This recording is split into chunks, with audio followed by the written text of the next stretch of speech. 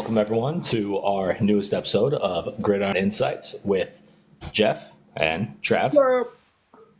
We figured out the screen section here, so it should be a lot easier. Look at that. We are learning, we are growing, we are becoming great. Learning on the fly, too. That's what's awesome. So I'm going to share it out real quick. Go for it. Boom, boom. I'm going to do the same thing real quick here and share it all out to anyone that I've got. TikTok on the clock.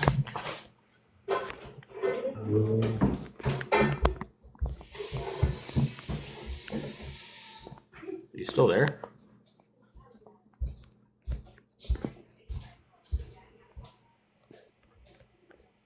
Yeah, I had to share it real quick. How are you sharing it with everyone? You just like clicking a bunch of names on it? No, so I guess because I've shared it so many times, whatever, as soon as I hit the share button, it's got everybody already right there. And when it goes blank like that, it's because I'm stepping out like of TikTok and sharing it on Facebook and stuff. Got it. All right, I'm just doing a couple more. Yeah. I know really who. I'm literally just like clicking just about everybody I possibly can. All right, whatever. There we go. All right. So, kind of a quicker show this week. Yeah. Let's go back to college games last week. Recap anything. We'll start out with that Miami game. The new Fail Mary.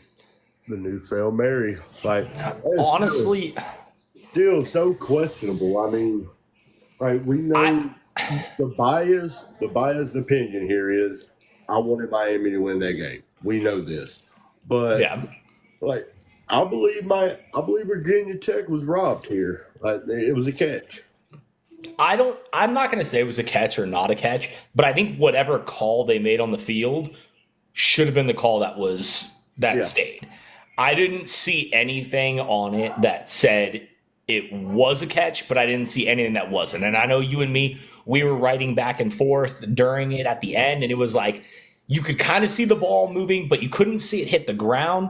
You assume it's moving. You assume he doesn't have control, but at the same point, there's no definitive look. So to me, I think call on the field should have stood. Does that save Miami's season right there? Yeah. I mean, realistically, I don't see Miami.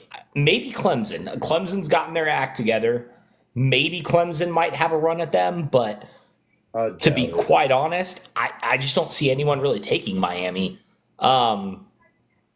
Texas, Mississippi State, that was kind of a blow. Really, I didn't see anything from that game that I was too blown away from with Arch Manning. We were excited because this was going to be his first SEC matchup. We're going to see the Manning magic, and he threw for 325. He managed the game, but that's all he did. He was just it wasn't a go out here and win. I felt more of a just don't lose it.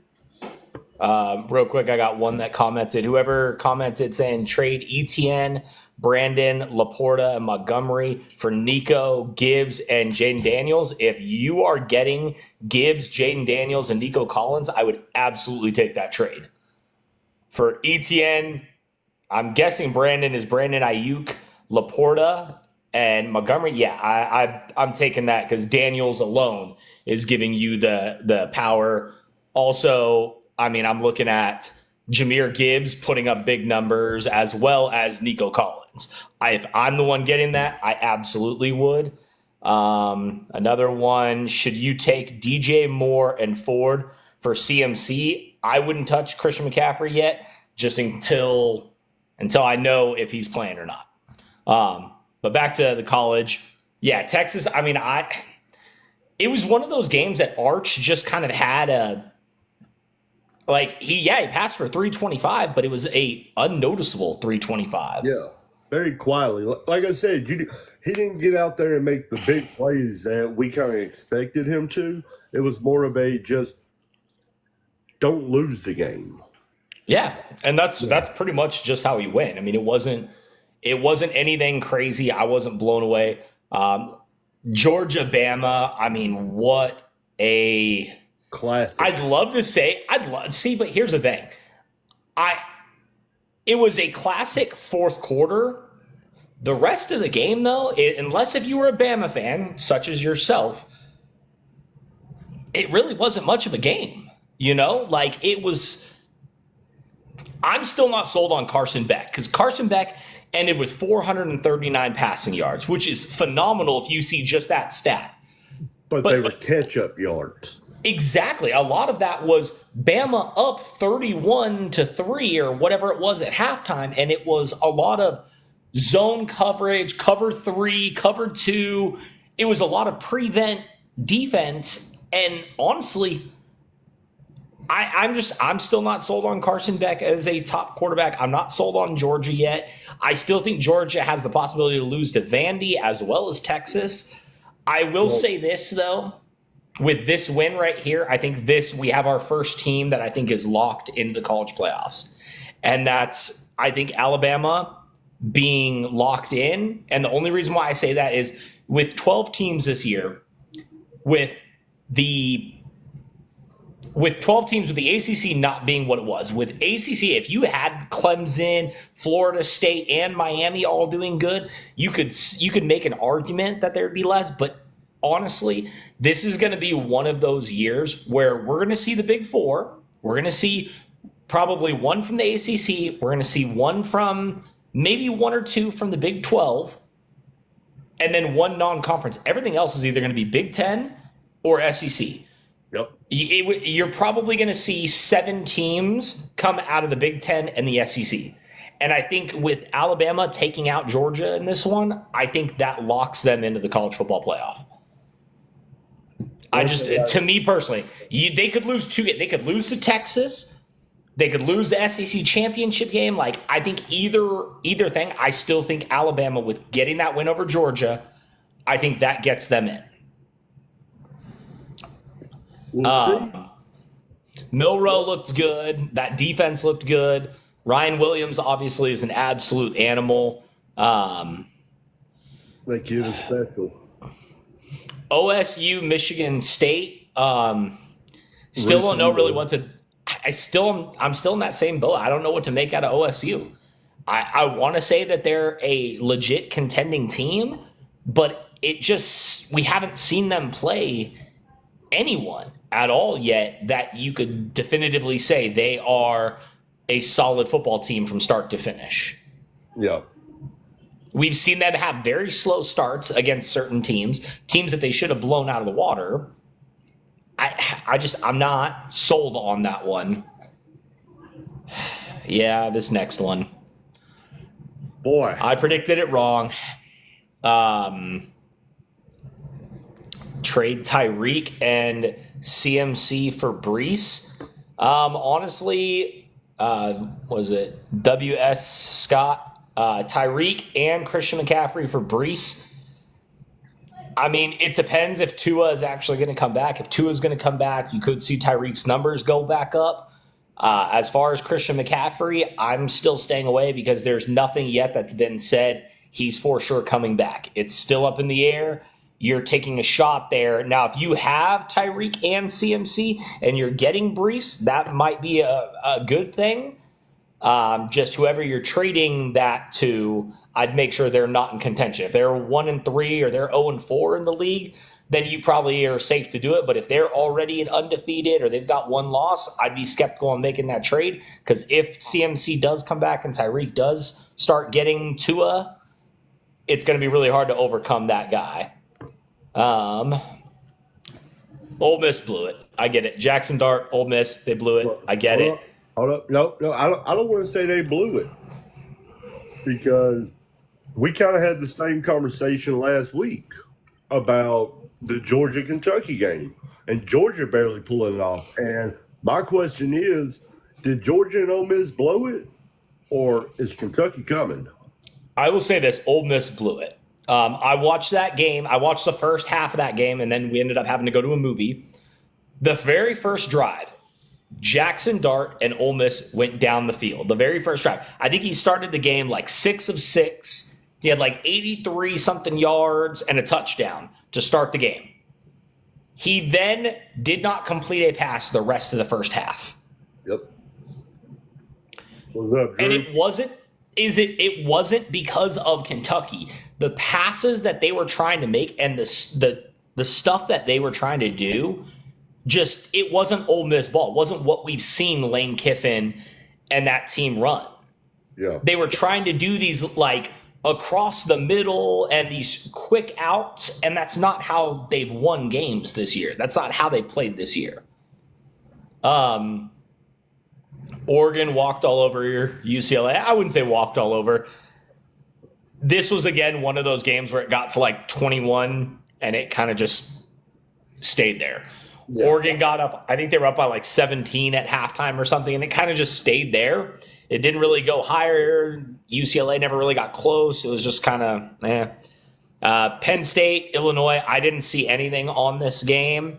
Obviously, Penn State won 21-7. It was a whiteout game, which normally you would see a bigger hype for. It's kind of weird because we have a 9 versus 19 matchup, and it was kind of that, nobody really cared. Yeah, nobody was like, hey, we're going to tune in for this game, which, I mean, I think they picked the wrong week to do the whiteout. I mean, you got to look at who else was playing. I mean, but it's also hard though with what you're saying, because if you look at future weeks, every week is a powerhouse versus a powerhouse, pretty much from here on out. Yeah. But I do agree with you. I think having that whiteout game, I think that Georgia Alabama, that was a bad one. If they would have done like this upcoming weekend or the weekend prior to, I think it might have gotten more hype, but. I didn't even notice this one. I didn't realize Arizona destroyed Utah because that game was going on the same time the BSU game was going on, and I was not even paying attention to that one. So I'm kind of shocked on that. Well, now that we're on Utah, let's bring up, Cam Rising? Yeah. He was cleared 2 weeks ago by doctors to play, and he, on his own accord, has not played in the past 2 weeks. What's this going to do for NIL deals and stuff? Is he going to have to give that money back? No, because but they paid. No, they didn't pay for you to play. You cannot pay to play. They paid for your name, image, and likeness, and that is what he's got. It's still a big name. You still hear of. You still hear Cam all the time. He's got Utah. Obviously, I know they dropped in the standings after dropping this game, but honestly, I seen that same report that he didn't want to play, and I'm kind of why? Like, is it a mental thing now? He keeps getting hurt and hurt and hurt. Is it a kind of like we talk about with Tua with the concussions? Is it a point now where he's worried more about life after football than he is? What was his injury again? He's got a multitude of injuries. I know he's had surgery on both knees. He comes out, he's got braces on both knees. I think this one was his shoulder or something. I think it was his throwing shoulder. The video that I saw, it looked like he had all these fingers taped together on the throwing hand. Yeah, I think that might have been what it is, but I don't know. It's with Isaac Wilson in there. I think that kind of now opens up the Big 10 or the Big 12. I mean, you could see Colorado taking it. They looked great. Kansas State, Oklahoma State, if they can find a running game at one point. I think with Utah kind of dropping now and Isaac Wilson, Zach Wilson 2.0 in there, I think that you're going to see that kind of open up. Michigan squeaked one out against. I mean, they scored one out there. USC beating Wisconsin. That was kind of a surprise to me. I thought USC was going to win. I just didn't think it was going to be that much. If I'm not mistaken, last week when we made our picks, I took USC, but by 6 points. Yeah. Hold on. I got one that keeps writing here. I got AJ Brown, Baker, Kincaid, and Montgomery for Jameson Williams, Hubbard, Ferguson, and Mahomes. So you are going to make up points on the quarterback side of that game. What is it? Games forever silver. You're going to make up points in fantasy with Mahomes over Baker, but you have to look at the fall off that you're going to have. When A.J. Brown does come back, he always puts up big numbers. Jameson Williams, the Lions have so many different options. Yeah, he could have a big game or two, but there could also be a lot of games where he doesn't put up numbers. Let me speak on the Jameson Williams real quick, okay? Jameson Williams is not the receiver that they brought in to be the 80 to 100 catches a year, 1,000 yards. He's a runoff man. He's the fastest guy on the field at almost any given time. He's just running safeties and corners off to get all the underneath stuff. So I wouldn't put my eggs all in a basket on him. And you're also, you're getting rid of Montgomery and you're getting Chuba Hubbard, which Montgomery, I would keep Montgomery over Hubbard. You're also giving up Kincaid, and you're giving up Brown, Baker, Kincaid, and Montgomery, and you're getting back Williams, Hubbard, Ferguson, and Mahomes. I'd say if your team is putting up numbers, don't be scared of A.J. Brown kind of losing out because he's been injured. He's going to come back with a vengeance. Look at what he did his last game before he got injured. I think he had like 120 yards and a touchdown or something. He'll come back to that. He just got injured. Don't freak out. Baker's still putting up numbers. And you got to remember, Baker also is playing in kind of a weaker division. You get Carolina, you got Atlanta, you got the Saints. Although right now, the Falcons and the Saints are doing good, and they're going to start beating up on each other. The Falcons do. Exactly. And the Saints are doing the same. Saints are an older team, a much, much older team. They got young receivers, but their DBs and stuff is just kind of out of it. We'll kind of skip over some of these other games. Really didn't care about Boise State, Ashton Genty, Mr. Heisman. Real quick, let's back up a few games. Once again, Ollie Gordon, not to be found. I mean, we don't have the breakout. I don't think we're going to. I don't get what is going on with Ollie Gordon, but his draft stock has dropped. So 15 carries for 76 yards.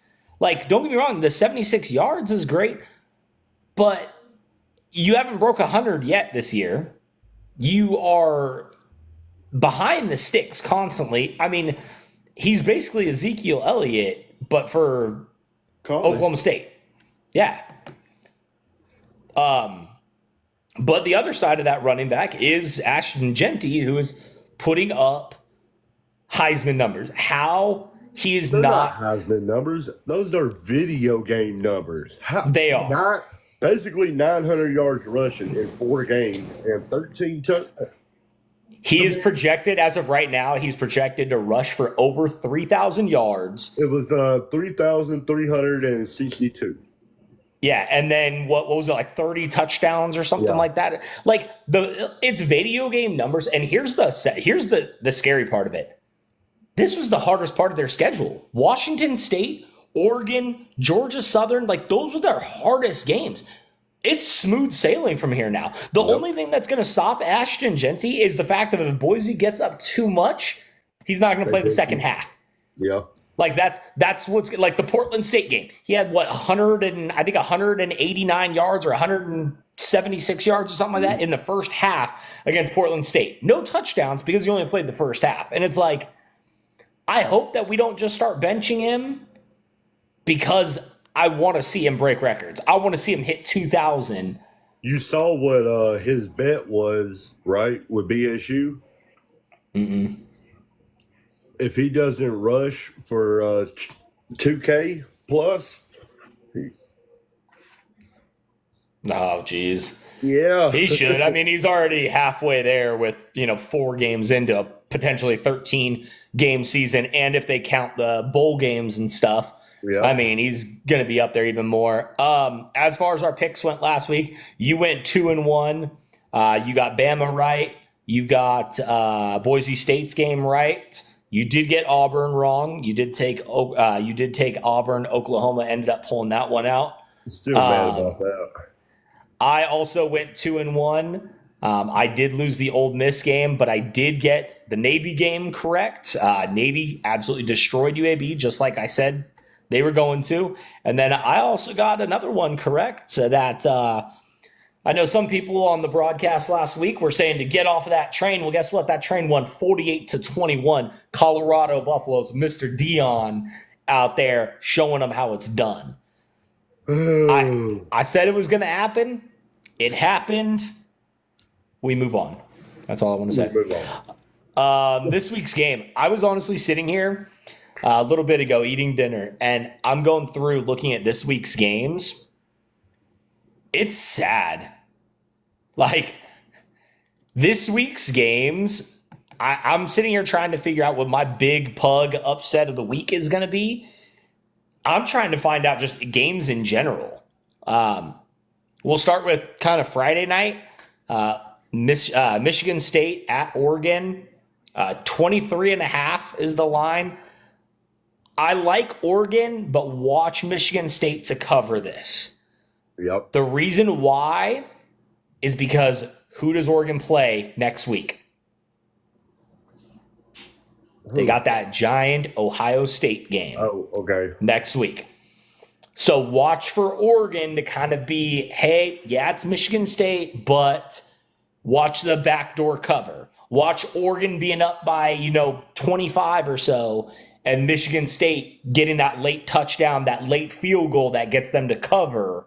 Oregon's going to win the game, but I think Oregon by more like 16, 17, because we see this constantly where teams got a big game next week, and they kind of half game plan it the week before. I've got a big pug for Friday night. You got the same one I probably got, but go ahead. Give me Syracuse. I am the same way. And I'm going to tell you why. Okay? Yes, that backup quarterback came in last week and put on a show. Mm-hmm. But now we know. We now know what we're dealing with. We know how to contain it. We know how to Give me Syracuse. I like Syracuse. I like Kyle McCord. Syracuse has been pretty good this year. I think UNLV with the quarterback leaving, and now we've got other players coming out and stuff. I think kind of like you said, this was kind of like a prove it game, kind of, when it came to that game last week for UNLV. It was kind of more of a prove it style game.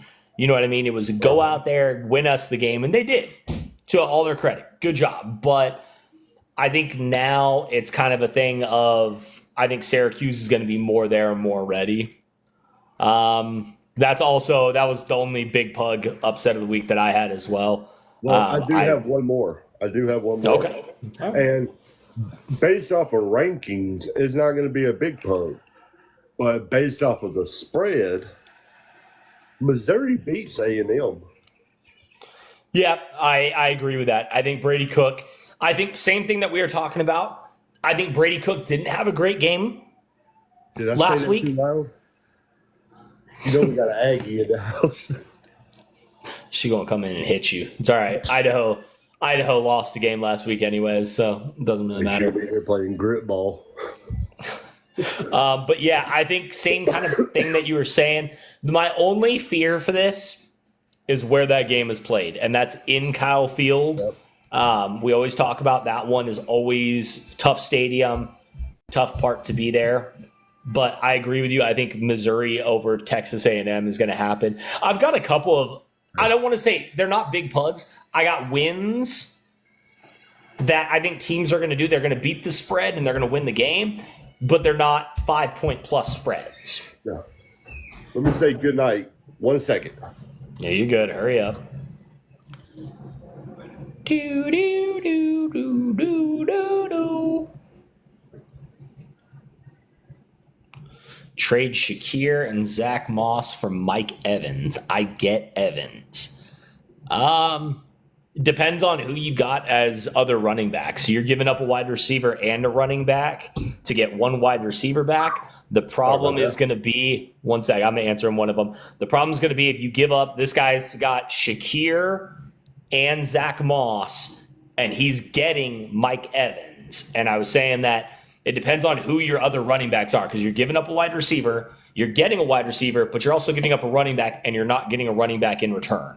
So it really depends on who you have. Yeah, he said, I got Achane and Monty. That's not bad, but you got to also remember you're going to end up getting bye weeks. For instance, Montgomery, the Lions have a bye week this week. Who are you throwing in that second running back slot? If you got Achane, that's great. But you also need to fill that hole for Montgomery. And if you've got a guy like, I know for my league, I ended up with freaking Zeke Elliott as one of my guys this week, and I got screwed. Luckily, I went in and picked up a guy like Kareem Hunt on fantasy, so that worked. If you got Trey Sermon as your backup, as what he put down here, honestly, I wouldn't take the trade. Mike Evans good. Shakir's putting up good numbers, but at the same point, I definitely wouldn't just jump to making that trade because you're not getting the same stuff back. Lauren, Tyreek Hill, worth starting over Shakir. I think until Tua either comes back, I would not be starting Tyreek Hill. And I know that's really, really, really, really difficult to say, but they even tried to get him the ball this week in open field. They tried doing a couple screen plays, end arounds, and everybody knows Tyreek Hill's the only option that they've got there. Shakir's putting up good numbers. Josh Allen loves him. Josh Allen, I think, is throwing the ball to him. I think he's getting 8 to 10 targets a game, and Shakir doesn't. I think he had his first drop in I think they said the last 35 passes, he had his first drop the other night against Baltimore. So I'd keep Shakir over Tyreek just because of that fact of Tyreek doesn't have anyone throwing him the ball. Back to college. Now that somebody tucked the babies in. Penn State, UCLA, I think that's going to be blowout. Penn State, obviously. Navy Air Force. Give me Navy minus the 10. Hold on, I'm looking for it. It was down a little bit. I was kind of just scrolling down just a little bit.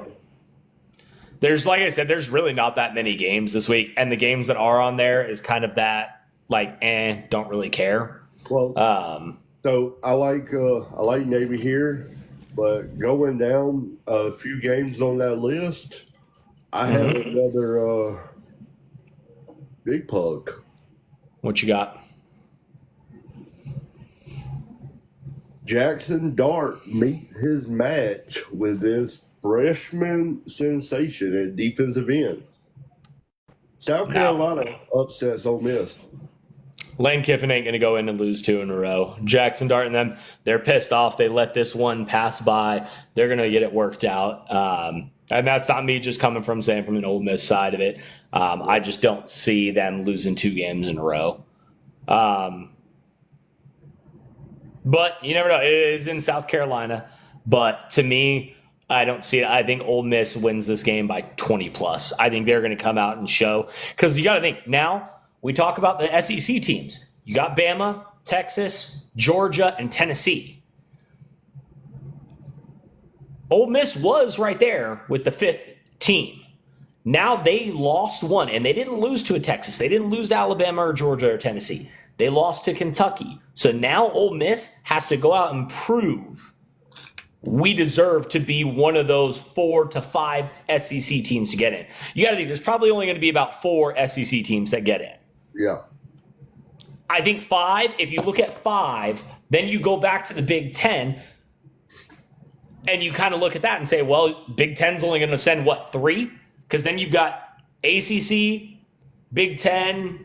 Yeah, it's going to be crazy either way, but I think Ole Miss comes out and shoots it, and I think they just destroy South Carolina. Same thing that I said about Michigan State, I'm going to say about Iowa. Watch this game to be close. I think that it's a 20.5-point spread, but I think Ohio State, same thing. They're looking at next week to Oregon opposed to looking at Iowa. I do think Iowa maybe gets a late field goal or anything and possibly keeps it below 20. Obviously, Ohio State's winning this game, but I think they're going to be looking at next week's one opposed to this week's game against Iowa. Auburn, Georgia. I wish I could say Auburn's going to have any sort of fight, but Peyton Thorne, he wasn't it at Michigan State. He's not it at Auburn. I don't even know if they're sticking with him, but it doesn't matter. Dogs are going to come out biting and chomping at that one. You see what I'm saying? Like, you start scrolling down, and I mean, there's Virginia Tech, Stanford, Miami, Ohio, Toledo, Bowling Green, Akron. All suddenly you go down, you're already at the 5:30 games. Yep. I mean, Alabama, Vanderbilt. I will say this: Alabama at Vanderbilt. Why this spread is only 23? I don't know. I got Alabama by much more than 23 points. I don't know if they're thinking like a hangover game, like they beat Georgia, so maybe they have that winning hangover. I don't see it though. Vandy had their moment. Vandy had their moment against Missouri. They should have capitalized, and they didn't. I think Alabama by a lot more than 23. Clemson, Florida State, no more DJ Uiagalelei. They said it's due to injury, but I think it's a 1-4 start. Yeah, they injury to that pride, that Seminole pride. Like we don't do this. Hey, real quick, Mountain Dew, we would love a sponsor. Do the do, Mountain Dew. Go into the BSU game real quick. All right, so we see that the spread is BSU negative 27, but that's not what I want to talk about. You want to know what I want to? You know what I see when I'm seeing this? Over under 200 on the ground for Ashton. Over. It's homecoming game. It is the homecoming game. I think this is. No, because that's what I was going to say. You want to know what I see when I see all this? Look at the damn ticket prices.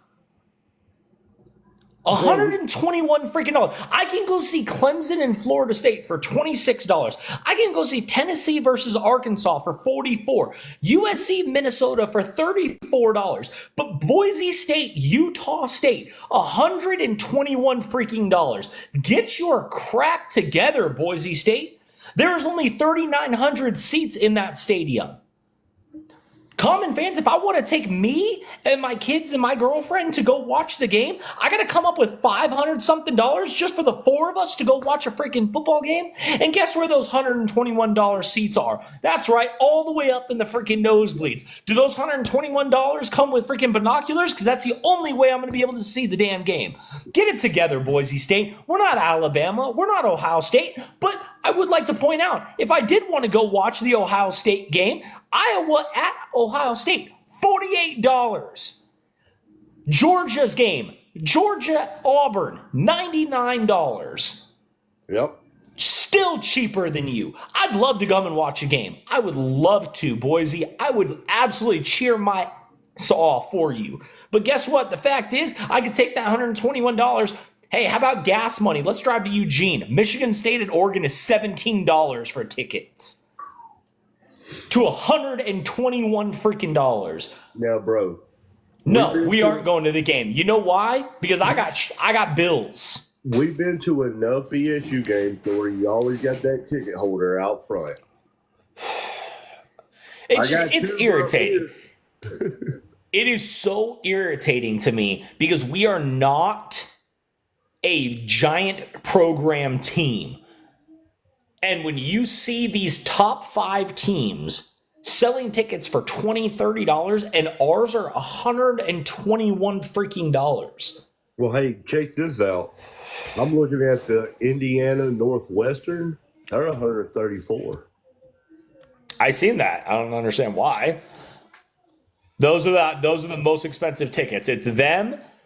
Bama. The Alabama game is $125, but that's at Vanderbilt. It seems like these schools that are like smaller schools, like Vandy, Boise State, things like that, the ticket prices are way more. But the bigger schools, it's like the exact opposite of the NFL.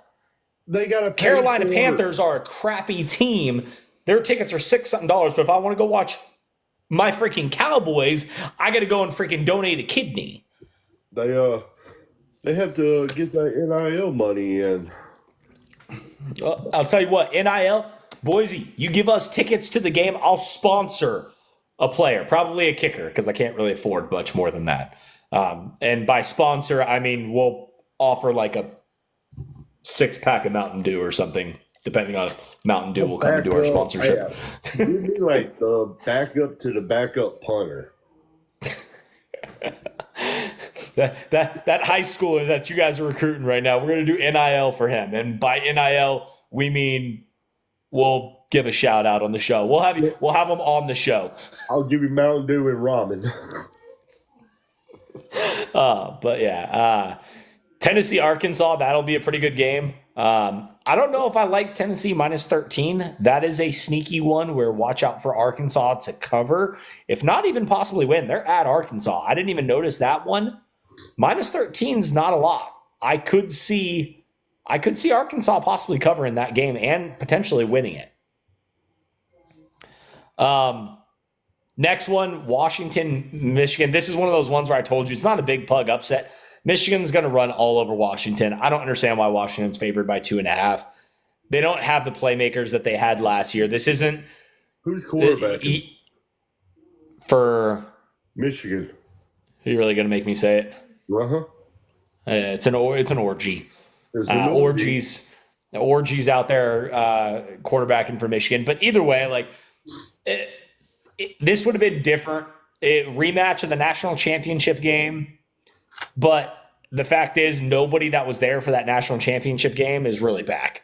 Even the coaches are gone. Even the coaches aren't even there. So, USC, Minnesota. This will be another good test for USC to see if they can handle rowing the boat with Minnesota. Outside of that, late night games. Ooh, Miami, Cal, 8:30 game. Long distance game. Well, here's this thing too. It's an 8:30 game for us. You got to think about it. Miami is 2 hours ahead of us. For them, kickoff is 10:30 at night for them. Yep. That is a 10:30 kickoff. First off, college game day going to this game. I love it. I want to know the guest picker for this game. It's got to be one of 3 guys. Who you got? Goff. The Lions are off this week, so it would make sense for Goff. I was going to say Rodgers, but Rodgers, they've got a game in London Sunday morning, so it couldn't be Rodgers. Marshawn. I'm thinking Marshawn Lynch. The national treasure. Rob said Bucky or Hunt. Honestly, Bucky Irvin's good, but he hasn't showed it to me yet. Hunt is really the only option that Kansas City has. I would start Hunt over Bucky just because of the upside that Hunt's going to have. Bucky, if he gets a touchdown, you're calling that a win for him. Hunt, on the other hand, you're looking at a touchdown plus probably 60 or 70 yards. And Hunt does so much more in that screen game that Mahomes gets it to him. But I do like Miami minus the 10 in that one, the college game day one. I really do like Miami. I think that they're going to kind of walk all over Cal. Any others that you really want to talk about or have? That's about it there. Yeah, I don't really have much. That's what I'm saying. It's going to be a little bit quicker for college. Like I said, the college games this week is just kind of...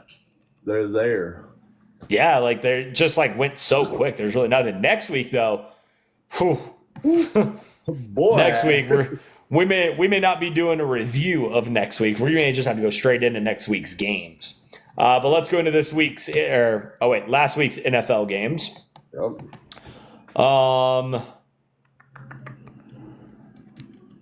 Dallas versus the Giants. Both of us picked the Giants to cover. We said Dallas was going to win, but Giants were going to cover the spread, and that's exactly what happened. Dallas won. Giants covered the 5.5 points. Neighbors went out. I mean, this game was just injury riddled. Once again, another game at MetLife Stadium in New York riddled with injuries. DeMarcus Lawrence, you had Malik Neighbors went down. You had, Micah Parsons went down. Diggs went down at one point. I don't know what more has to happen before the NFL has to step in and say, hey, New York, you've got 2 teams. You're not even having to pay for it all by yourself. You have 2 teams that are going to split the bill here for new freaking turf or something, grass, anything. because what they've got, they've got to do something there. New Orleans, Atlanta was a pretty entertaining game, back and forth. Atlanta pulled out the win there. Chicago with a nice win. Yeah, Chicago definitely came away. Their defense stepped up. Kind of like I said, Stafford and the Rams, they surprised the 49ers 2 weeks ago, but I didn't think it was going to continue. Me neither. Minnesota at Green Bay. I mean, Minnesota is the real deal. Aaron Jones is running wild. Sam Darnold is throwing like he's in the back. Jordan Addison coming back. And think about this. They're still going to get TJ Hawkinson back. He's supposed to be back in the next couple weeks. Yep. That team, their defense is on point. Minnesota's making a run as like, hey, we're the contenders. We are here. Pittsburgh, Indy, I just want to make a shout out. I said Indy on this game. You initially had Steelers, what you wrote me, and then you backed out of the Steelers one. I will say this. This was a very close game. Hopefully Anthony Richardson comes back. But Justin Fields, 312 yards passing. That, great. I mean, that's the exact opposite of our next game, which is Denver and the Jets. How are you going to end halftime with -7 yards passing? Hey, that takes a special talent, man. What are you talking about? Not only that, he had 7 completions? How do you complete 7 passes for -7 yards? That's where I was blown away. But Denver did come away with the win. Definitely not the game that Aaron Rodgers and the Jets needed. I think in that division you're going to be competing with Buffalo. I think Miami's kind of out of it now, so I think you're looking at Buffalo and the Jets to possibly win that division. Mm-hmm. But you can't be dropping these games. You can't be dropping the Denver games. That's just – they definitely need to be a little bit closer in that one. Philly, Tampa – this wasn't even close. Tampa, Baker. I mean, Baker. They steamrolled Philly. Philly didn't even have a shot. And that brings me to my thing is, you and I were talking about potential trades, potential free agents. I told you, if Philly keeps this up, what happens with Jalen Hurts? They've won 4 of their last, 13 games or something going back to last year. He's fallen apart. Yeah, he doesn't have A.J. Brown. He didn't have Devontae Smith. Well, going back to the conversation we were having, I think it was yesterday. So we know the quarterback class that is coming out. Mm-hmm. So who replaces him? If you had to pick a quarterback right now, Philly with their first pick, they get. If it's Philly with the first pick, I think. It depends on what their mentality is gonna be. Here's my thing. If they're gonna stick with that running style quarterback, then you're taking Milroe. Hurts, you're kind of shifting each other out there.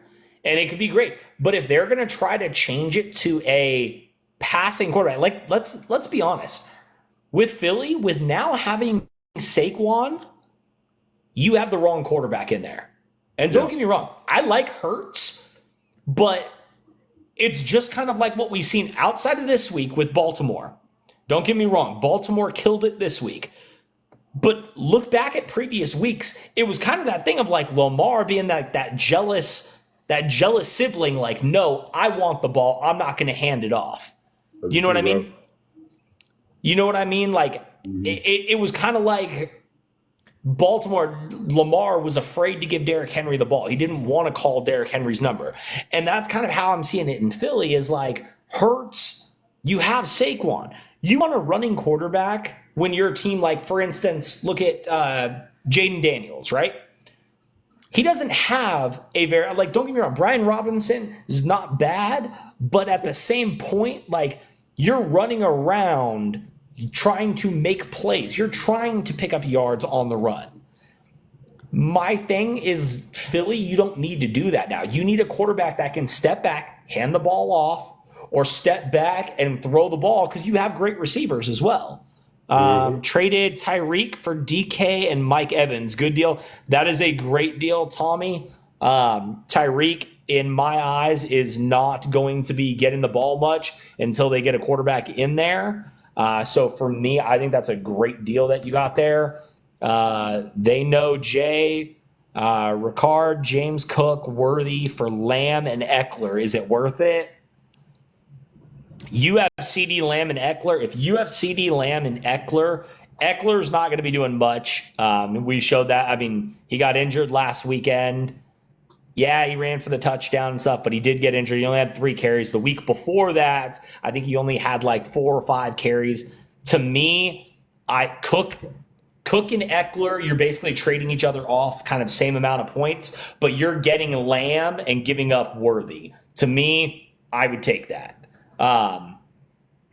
If you have Lamb, yeah, you're going to lose out on there, but I think Worthy's going to be getting a lot more of the with no Rashid Rice, no Pacheco. I think Worthy's going to start getting a lot more. So yeah, you're going to give up a little bit on Lamb at first, but I think once Worthy starts getting into that offense, you're gaining a lot more with James Cook and Eckler. So with Worthy, Lamb, I think that's a fair trade.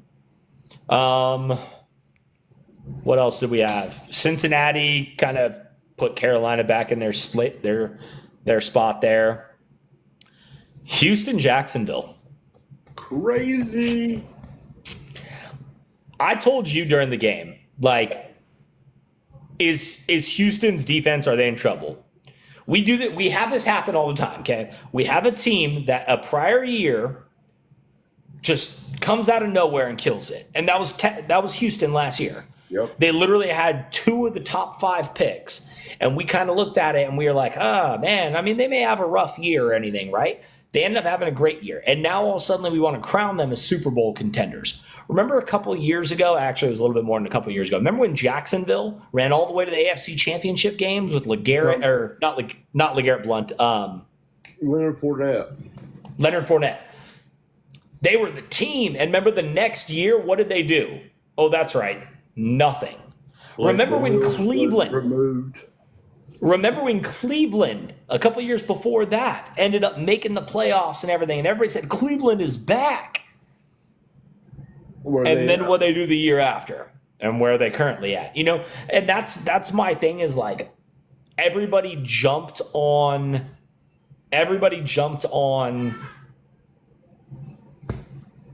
Houston, that they have this amazing team. Don't get me wrong, they have an amazing team, but they are still so young. People, you got to understand, the NFL game takes a bit to adjust to. Look at Jacksonville. Jacksonville won a playoff game 2 years ago. Remember they came back and beat the Chargers. Yep. And now look at that. You know what I mean? Like, young teams are going to have ups and downs. And my whole thing is Houston now, this is the second game in a row. They got absolutely dog walked against Minnesota. Didn't look anything like the Texans we've seen from last year. And realistically, they probably should have lost this game to Jacksonville. Jacksonville had the ball twice in the final 5 minutes to try to win the game and couldn't get it done. And it wasn't because of Houston's good defense. It was because of Jacksonville's poor offense.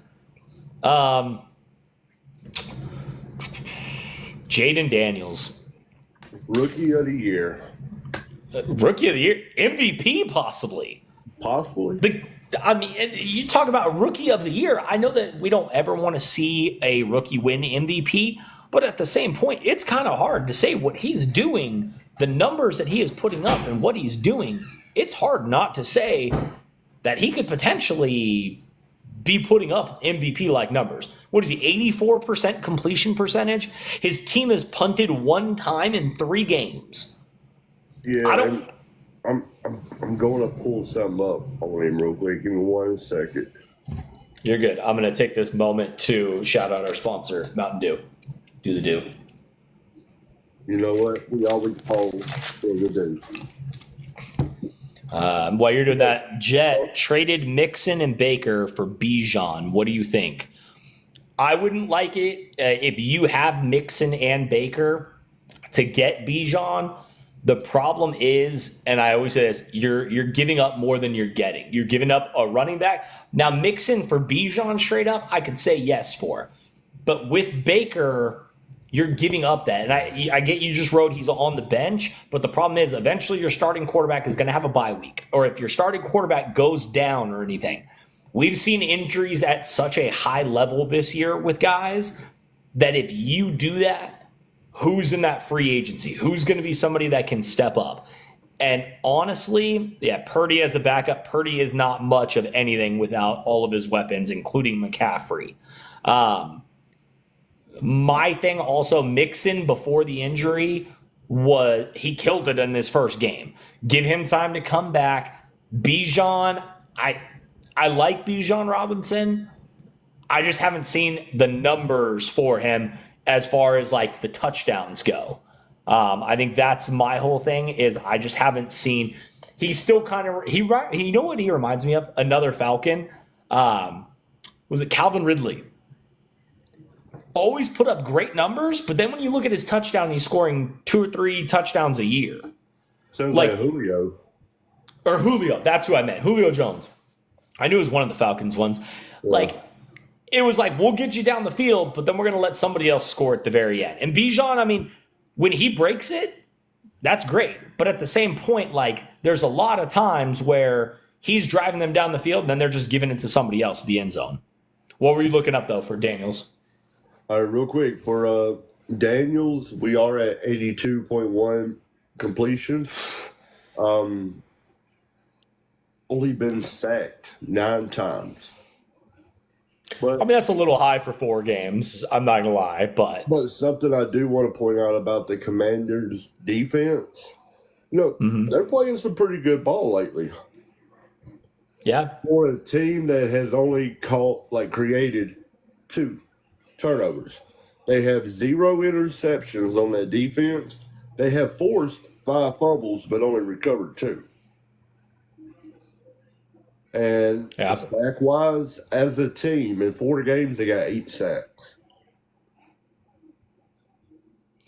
I mean, Washington's the real deal this year. I think they're going to win that NFC East and keep the tradition going. No team has repeated in the NFC East in 2002 or something like that.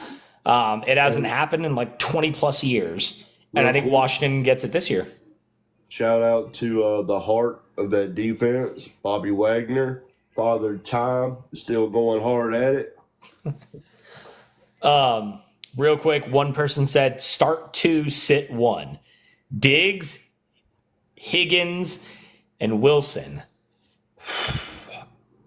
Me personally, this week, I'm sitting Diggs only because Houston has too many options. Diggs, you could see Diggs getting 50 yards receiving because they're going to be going to Nico and Tank. And if Mixon's back or anything, I just like, for instance, I'm looking at this last week at Jacksonville. Stroud passed for 345 yards. His leading receiver was Tank Bigsby at 90. Nico Collins at 151.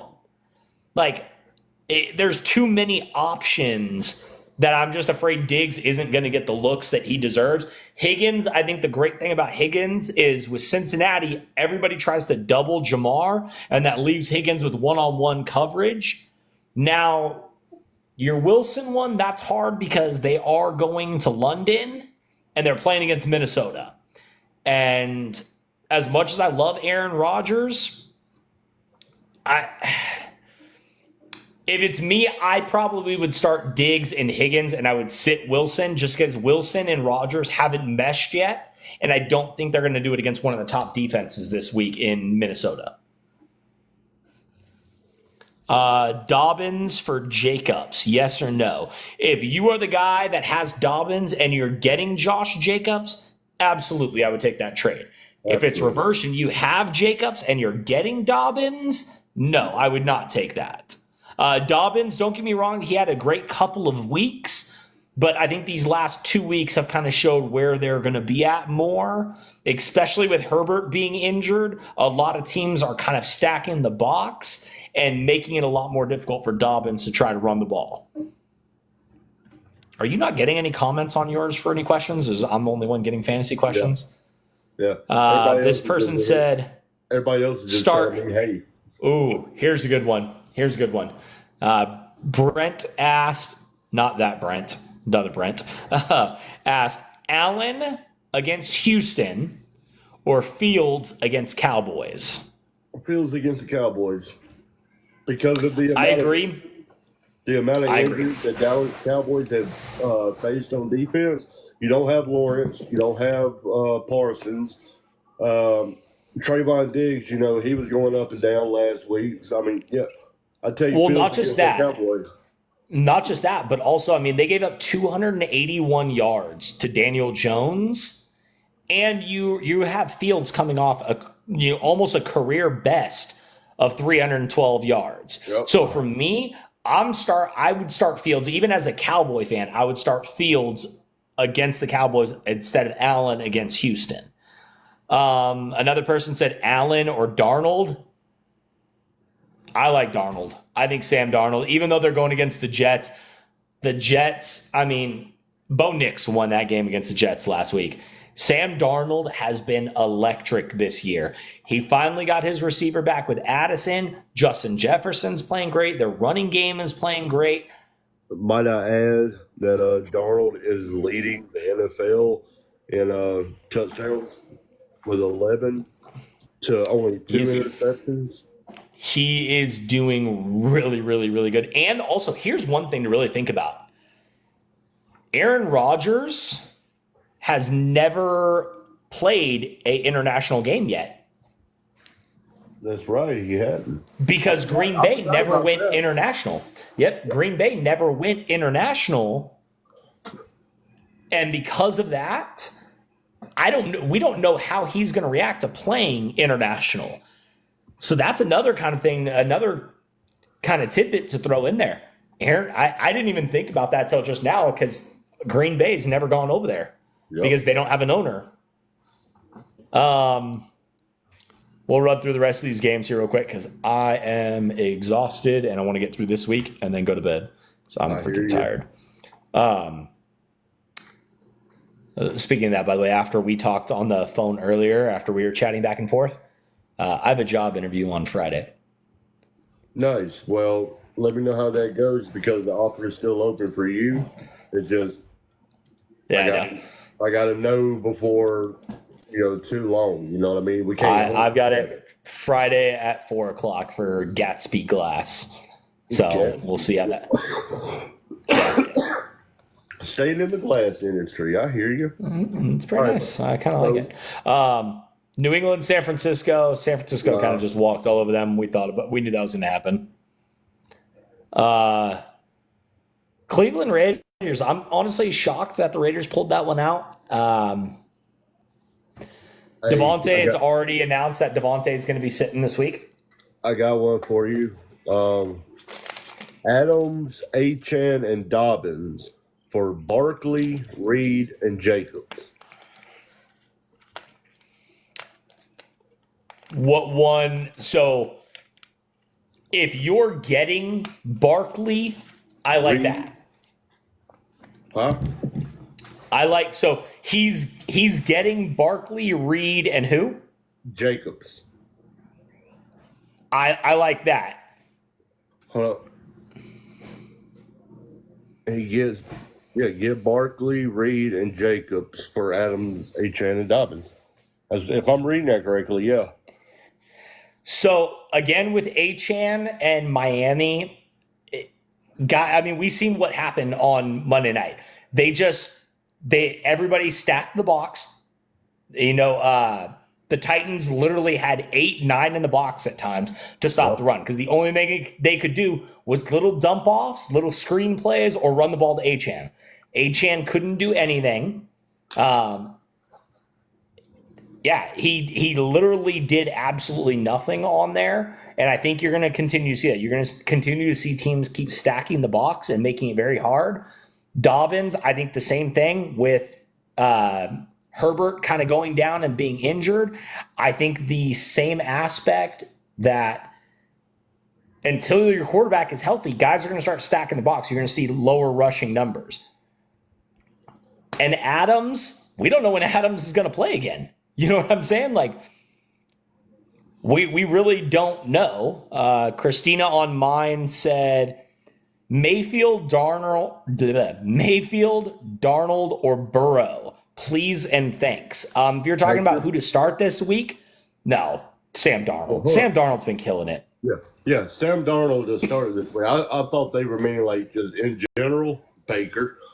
Oh yeah, in general Baker, but I mean, for me, Sam Darnold, until he is proven that he is not going to get it, I'm sticking with it. I know I picked him up in my fantasy. Luckily, he was still there, and I'm for sure going with Darnold.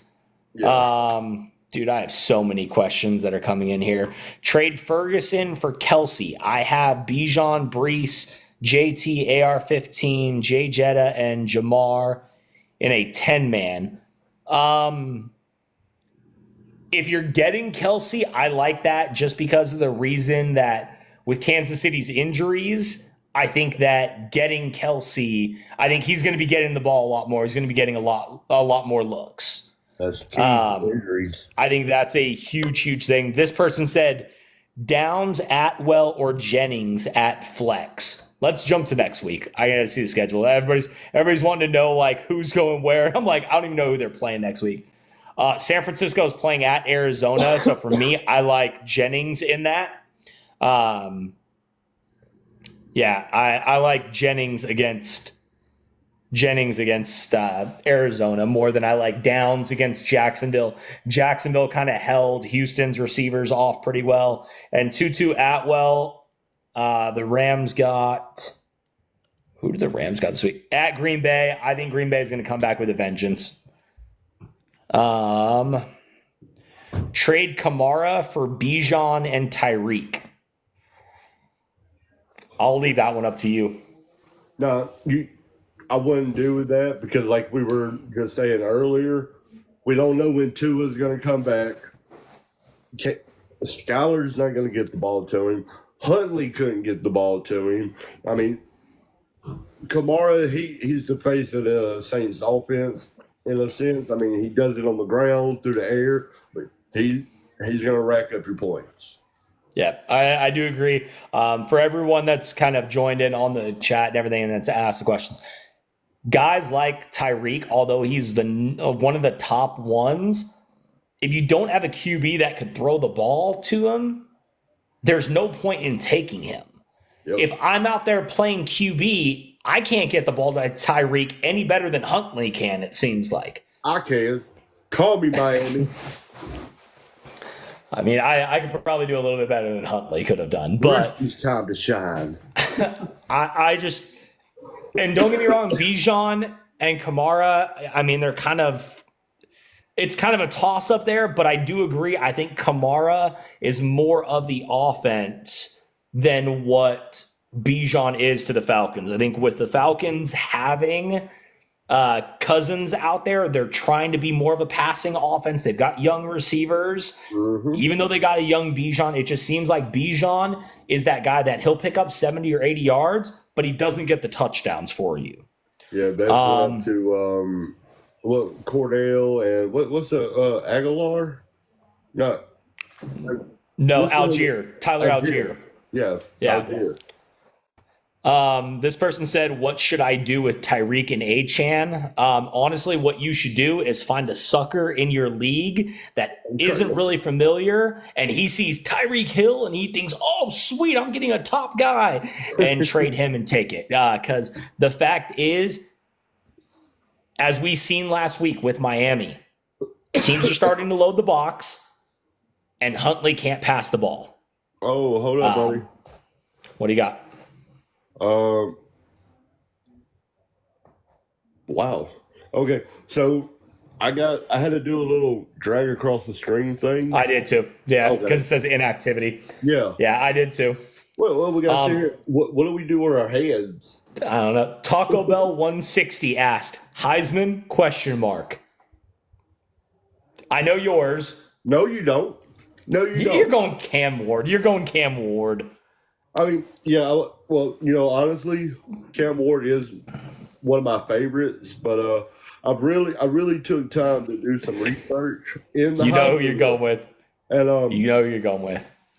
Say it. Jalen shouldn't even be in the top 3. Yeah, he's won the big game and all that, but my Heisman is Ashton Jensen. Ashton Genty, baby. I mean, Ashton Genty, Boise State. Boise is not a state, but we will say it. We are a state. And if he doesn't get it, then he'll go to Colorado. Travis Hunter. I do agree. I think, did you see the post that I sent you that Dion's got another one? Dion's got another kid starting next year that's going to go two-way. I don't know if he's going to be Travis Hunter. I don't think anybody's going to be Travis Hunter again, but Ashton Genty is our pick for Heisman. Thank you, Taco Bell. We like it. He said, you guys have a great podcast. I've watched all of them. Thank you. We do have a YouTube page. Go check us out on YouTube if you do miss anything.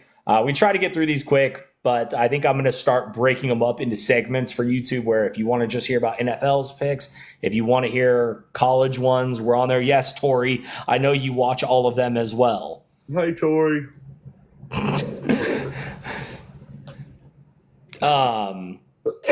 But yeah, it's let's go through the games here.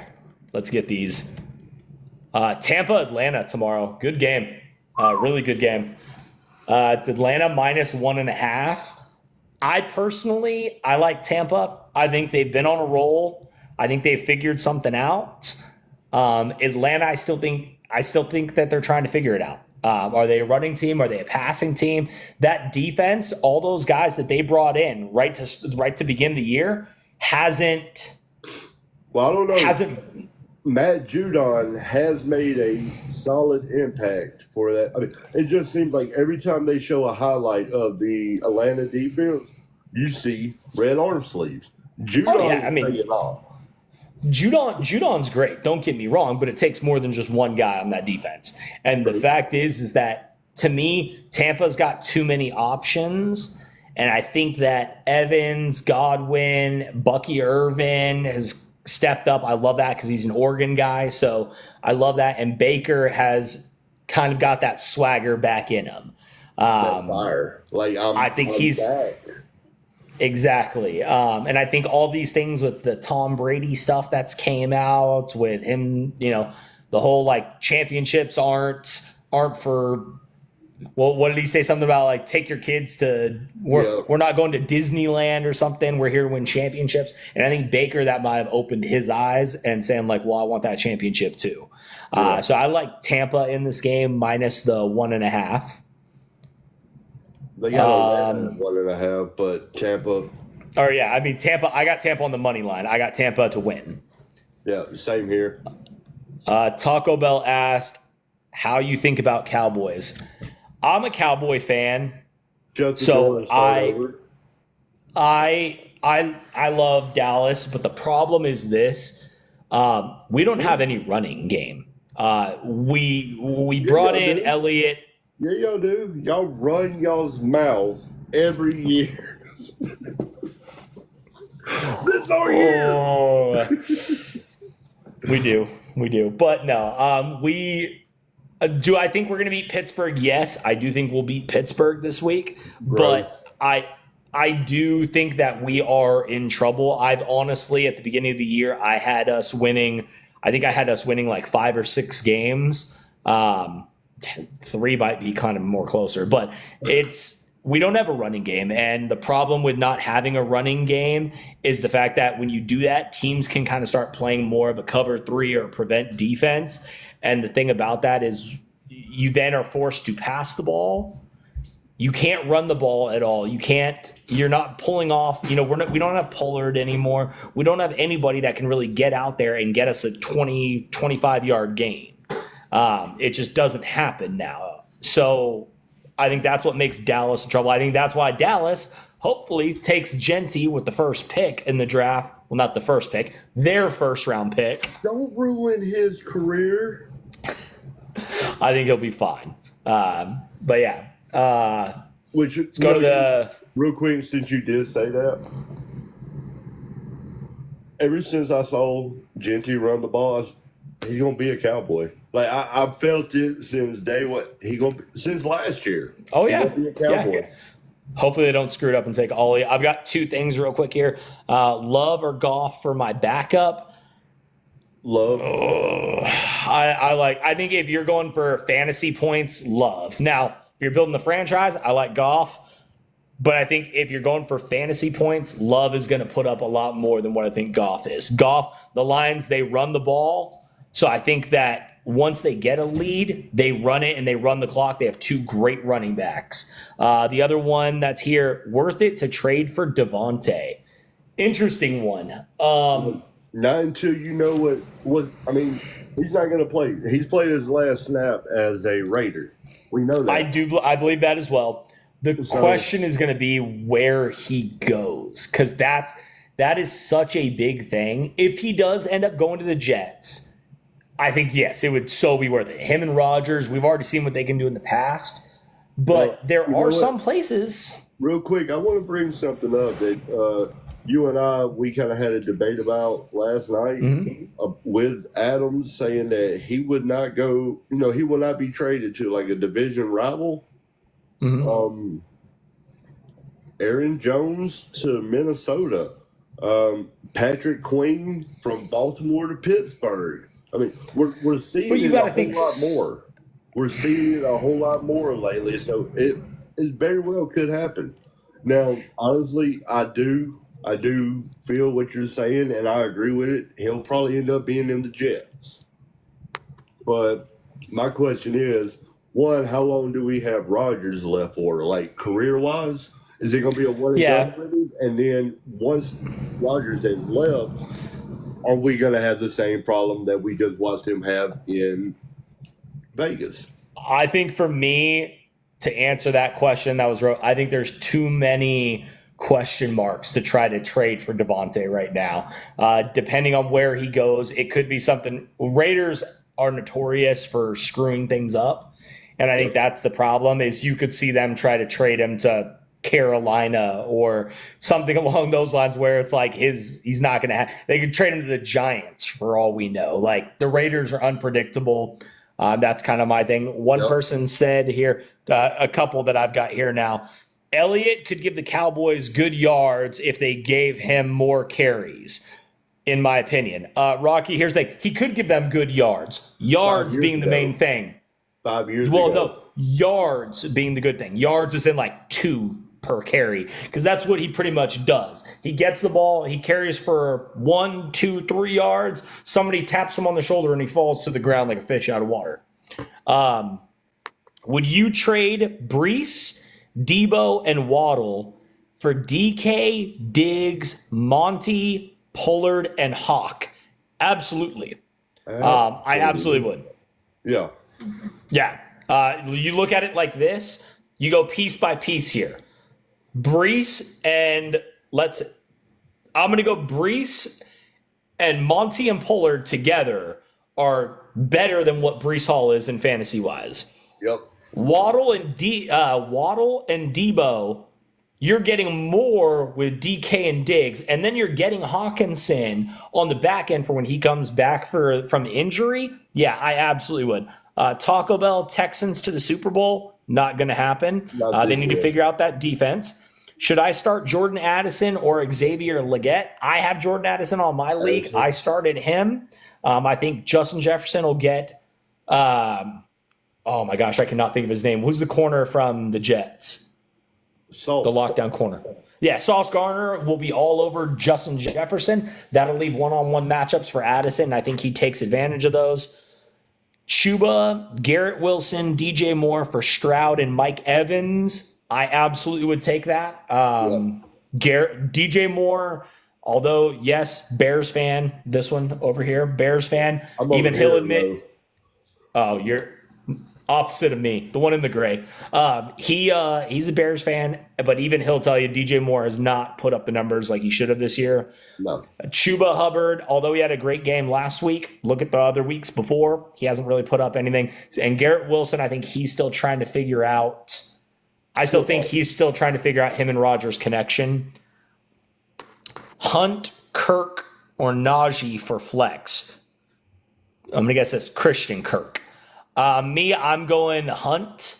I think he's got the best upside. Christian Kirk, Jacksonville's still got to kind of figure it out. Najee, it seems like he's just as much with Zeke. Najee's going to get you 50, 60 yards, but no touchdowns, no big runs, nothing like that.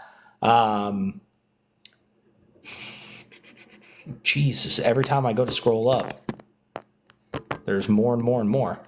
How do you feel about Ramondre Stevenson this week? Who do the Patriots play? At Miami.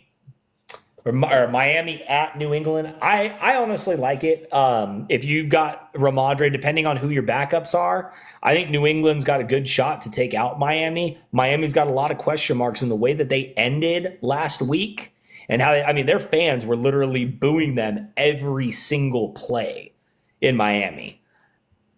I think that's going to kind of cause a little bit of distress for it here. Let's see here. Where are we at? Minnesota, New York. So this will answer some people that are asking me questions in here about should I start Darnold. Darnold has been on fire, and I understand he's facing the Jets, but the Jets defense have not been the Jets defense that we expected them to be this year. They did just get beat by Bo Nix. Rodgers is coming into his first ever international game. Don't know how that's gonna affect him, but I will say Minnesota has so many weapons. They've got a great defense. I like Minnesota in this game, and I like Darnold to continue putting up his numbers. I see Darnold going for probably at least 260 and 2 passing touchdowns. What do you got? I'm taking Minnesota, and I actually think Darnold's going to come out and throw for probably 250. But look for Aaron Jones to show out in this game.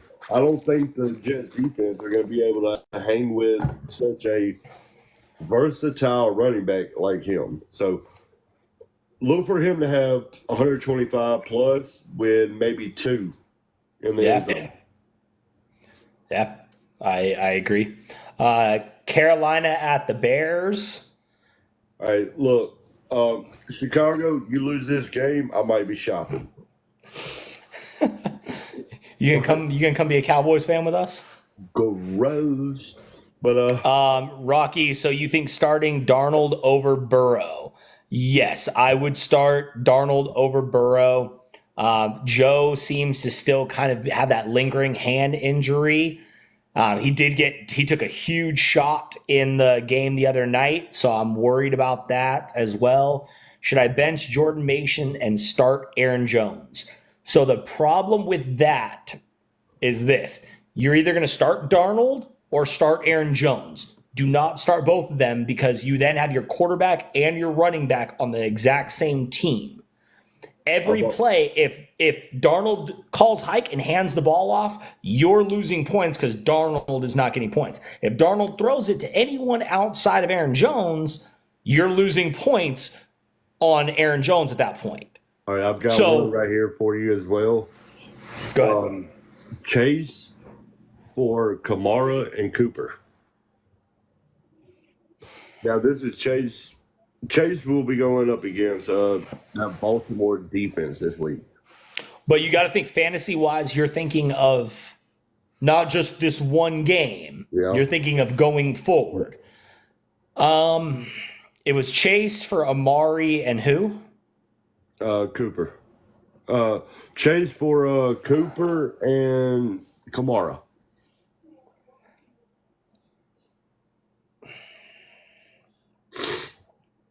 It depends on who your other wide receivers are. You're giving up Evans and McLaurin. Who? His other receivers are Evans and Scary Terry.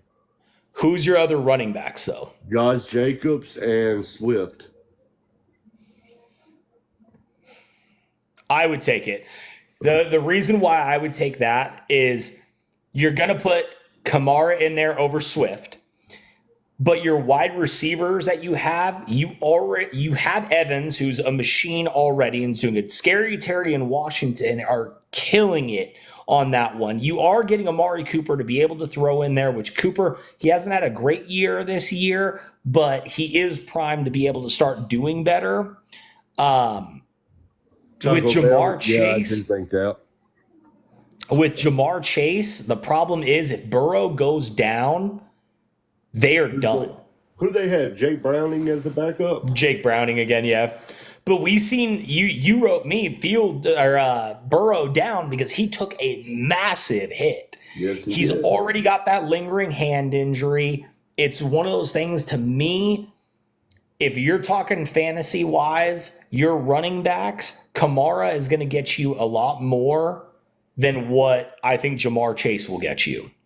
Absolutely. Because he does it. I mean, his points come from receiving, rushing. Like, Kamara can hit you in so many different ways. Yeah, exactly. Taco Bell asks, do you think Genty is going to beat Barry Sanders' rushing record this year? Yes. I do. Yeah. Yes, unless they start blowing teams out early and they bench him for the second half. Yeah. As long as they can keep games within about 14 points so that he can get, a full game in, absolutely. He shatters it. I think we see the first running back hit 3K.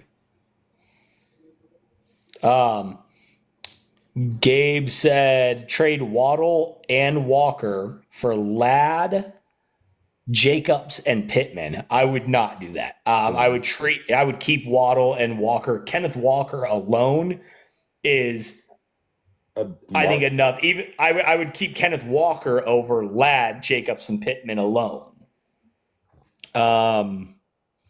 I traded Saquon and Keenan and received Ayuk, James Conner, and Jameson Williams. Thoughts? You got robbed.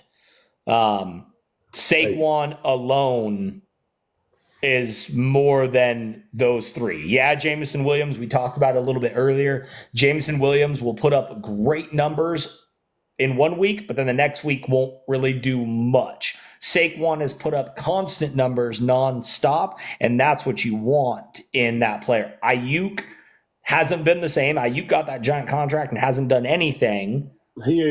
Jared Goff caught a touchdown before Ayuk. I just seen that post. It was pretty funny. I laughed at it. Oh, hey, real quick, since we were talking about the Cowboys and stuff, so shout out to Dak for the new girlfriend, the LSU swimmer. Like, shout out, but she doesn't expect a ring. I mean, we know that. That's the only win we got this year, okay? Christian said, do I play Chase, Brown, or Rashad White, or put Tutu Atwell in for one of them?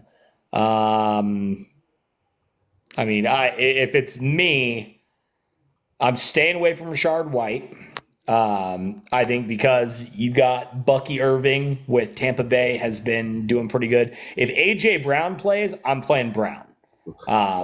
And here's a pretty cool question, not football related, but more of us related.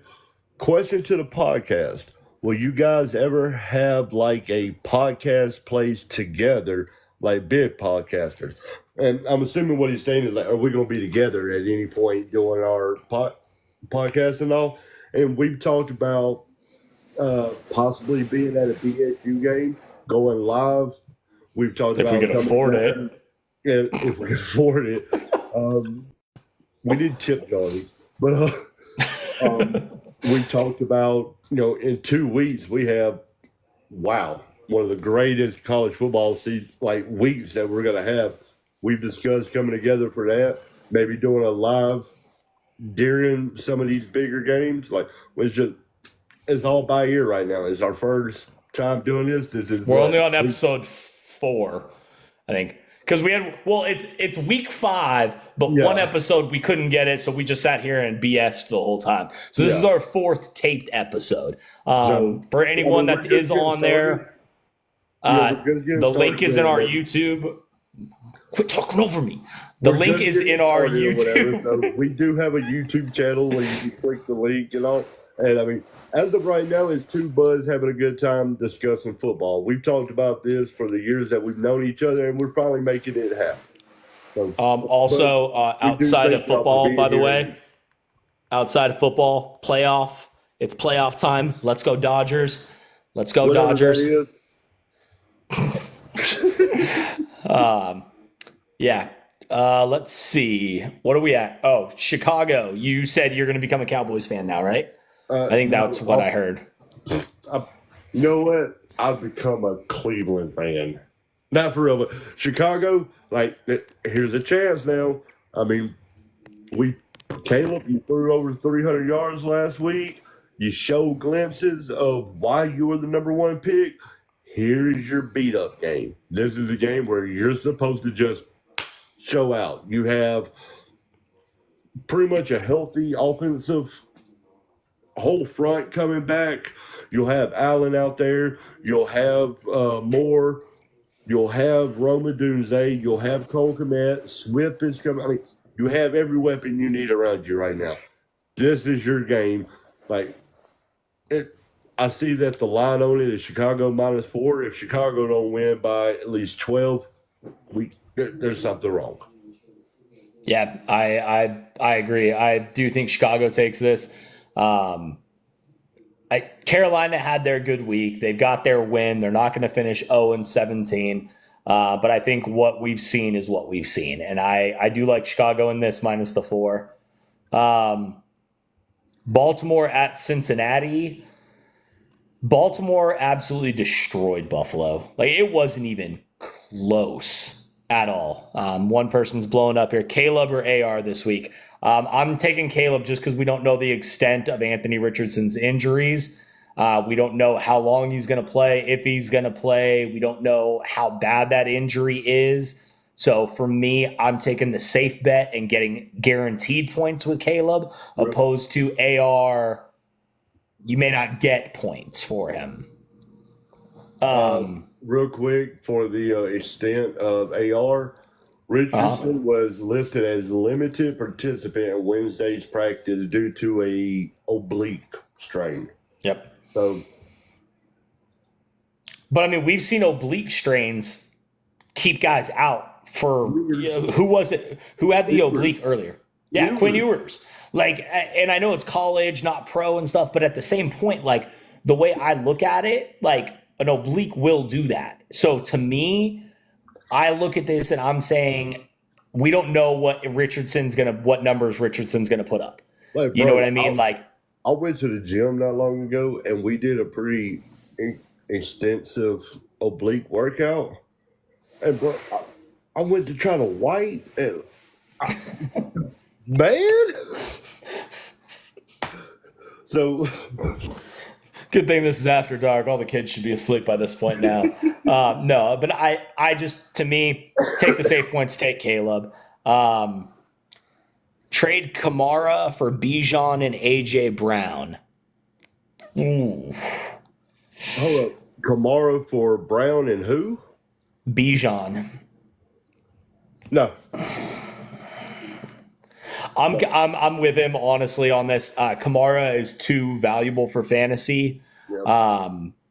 I think Bijan, as we've said in the podcast multiple times now, Bijan is good for 60, 70, 80 yards, but he doesn't put the ball in the end zone. And AJ Brown, he could re-aggravate the injury at any point. He could be out for a couple weeks. We just don't know.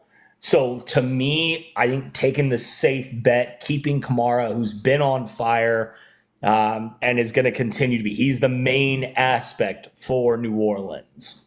Mm-hmm.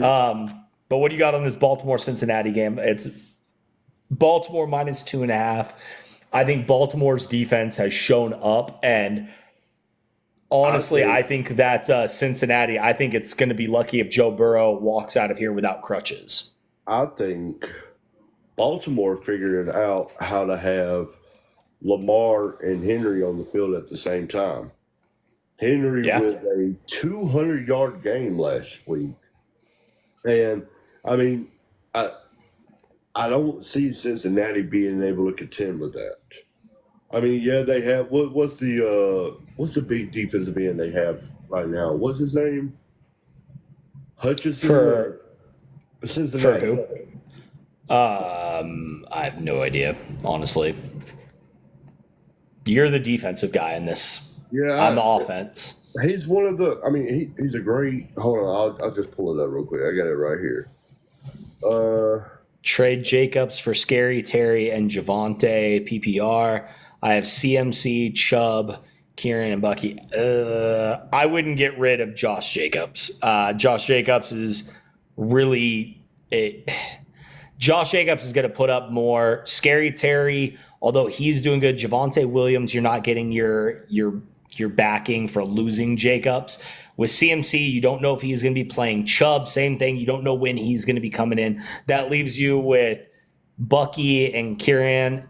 To me, Jacobs is too valuable with what you've got left on the bench. If CMC comes back and Chubb comes in, yeah, obviously you're getting Scary Terry for giving up really next to nothing. But in this point, you don't have enough backing for it.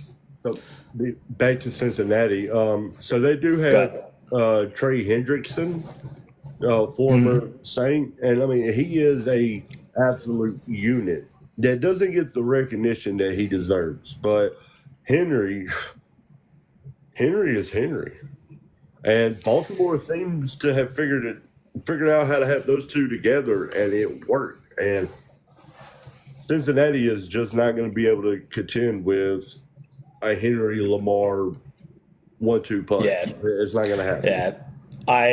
And my thing with Baltimore, huge shout out, Kyle Van Noy. I mean, what's he got? 5.5 sacks or something like that this year, or 5 sacks this year already. I think he's second only to Aiden Hutchinson from Lions. All right, let's see. What I just had you. Where'd you go, man? Waddle or Wicks?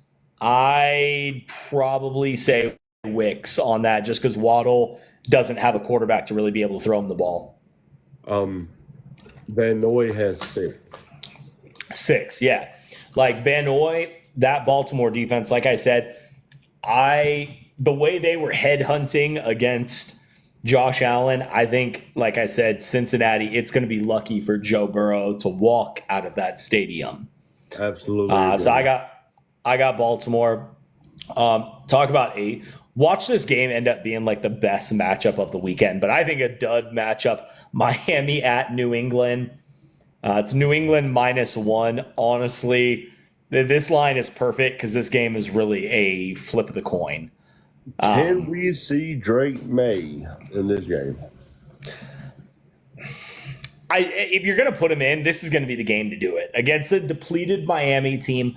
Miami doesn't have a QB right now. I mean, Snoop Huntley came in. He had flashes, but if he was just underthrowing guys, you could say, okay, this is what we need to work on. But he was underthrowing. He was overthrowing. They were running a bunch of quick screen plays, and none of it worked. They kept trying to run up the middle. It didn't work. Trying to run on the outside didn't work. They are depleted for Miami, and New England's not much better. But if they're going to play Drake May, this is the week to do it. Well, let me ask you this about Miami real quick because I'm not familiar with it. Was Huntley already on that roster, or was he like a new? No, he's practice squad guy. They brought him in.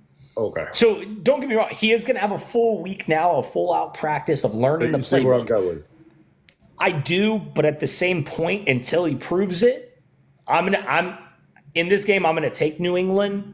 But it wouldn't surprise me. I mean, what I really love is that 36.5 over under. That is a very, very low total. I would take the over because I think you're going to get broken play touchdowns in this one. I mean, 36.5, you need both teams to score basically 18 points. And then whoever gets the extra overtime point. Washington, Cleveland. I agree. Deshaun Watson's going to be looking across that field saying, man, what I used to be. Right. Jaden Daniels is different. We said it to begin the year. He's going to be the guy that's going to be putting up the best possible numbers. I had him picked as my rookie of the year. I did not have him picked as the MVP of the league potentially.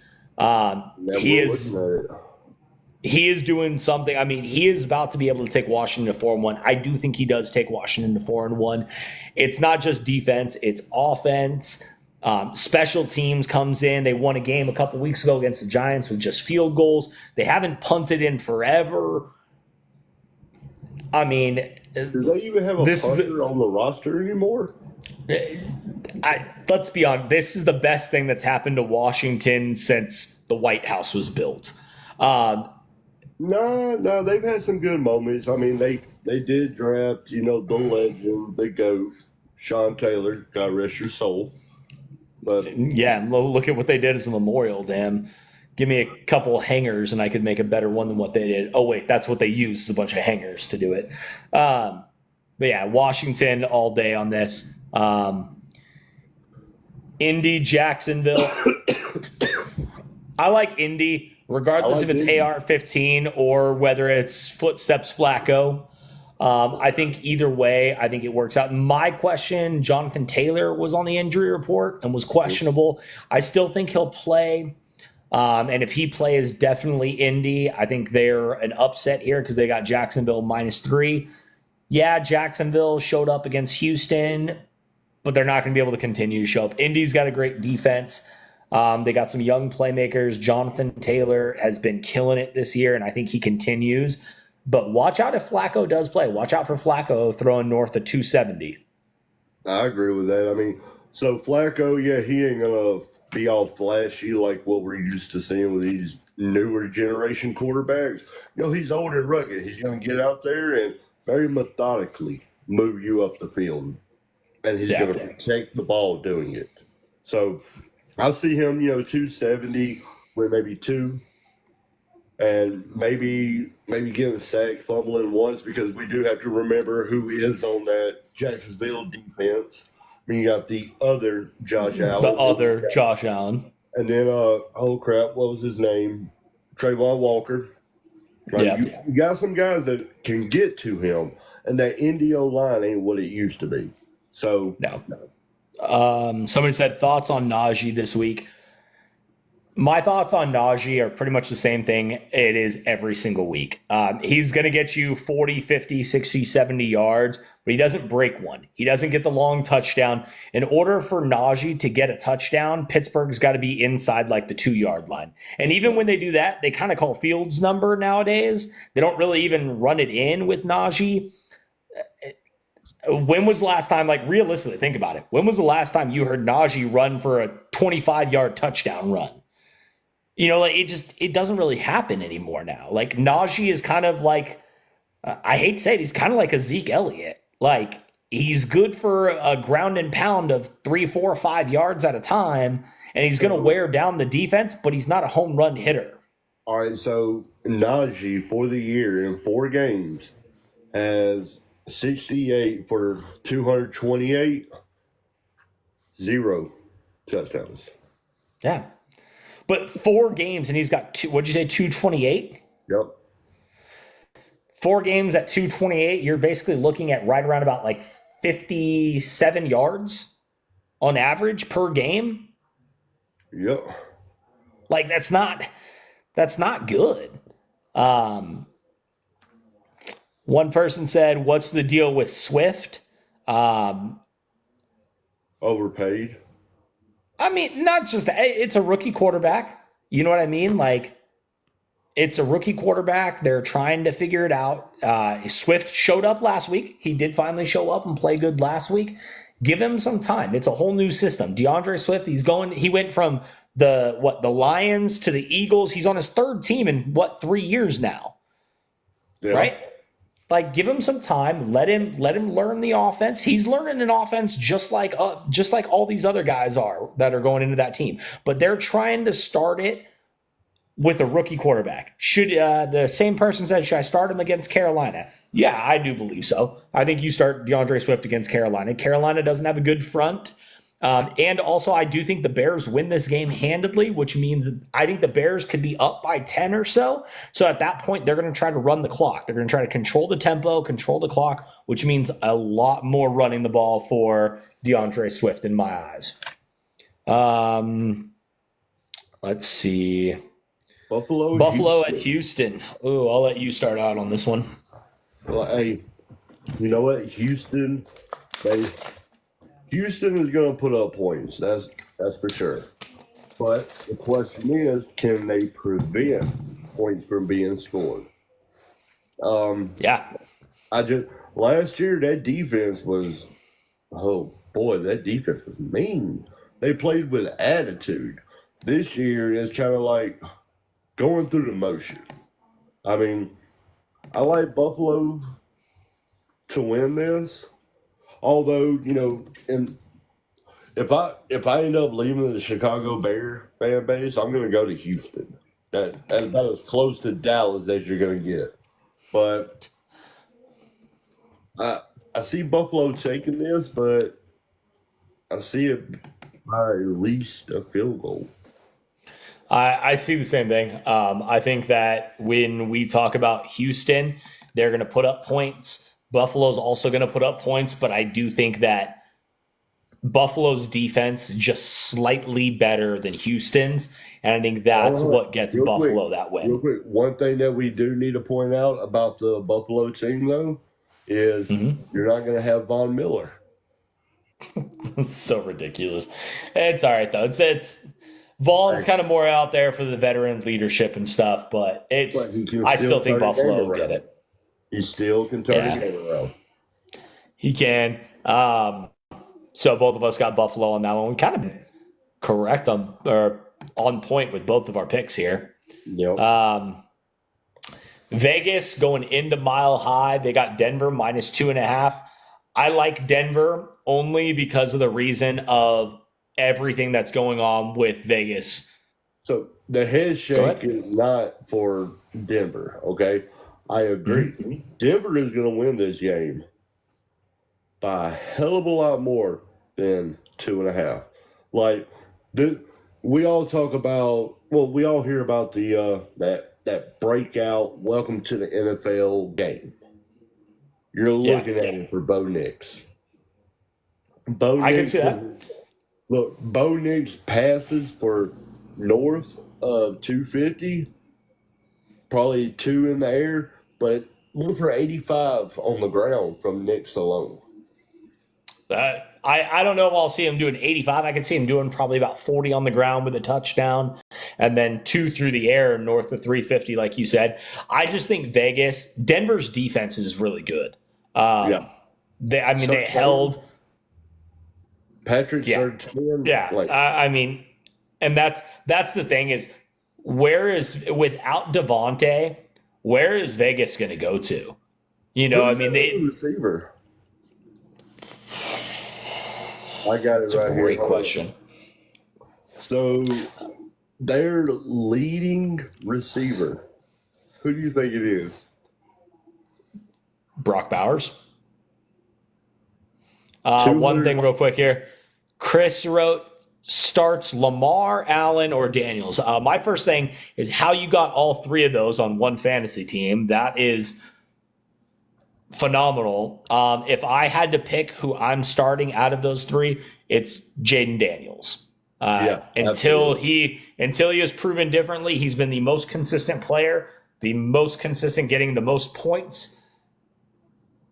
And I think he's got the easiest game. Allen's going up against Houston. Lamar's going up against Cincy.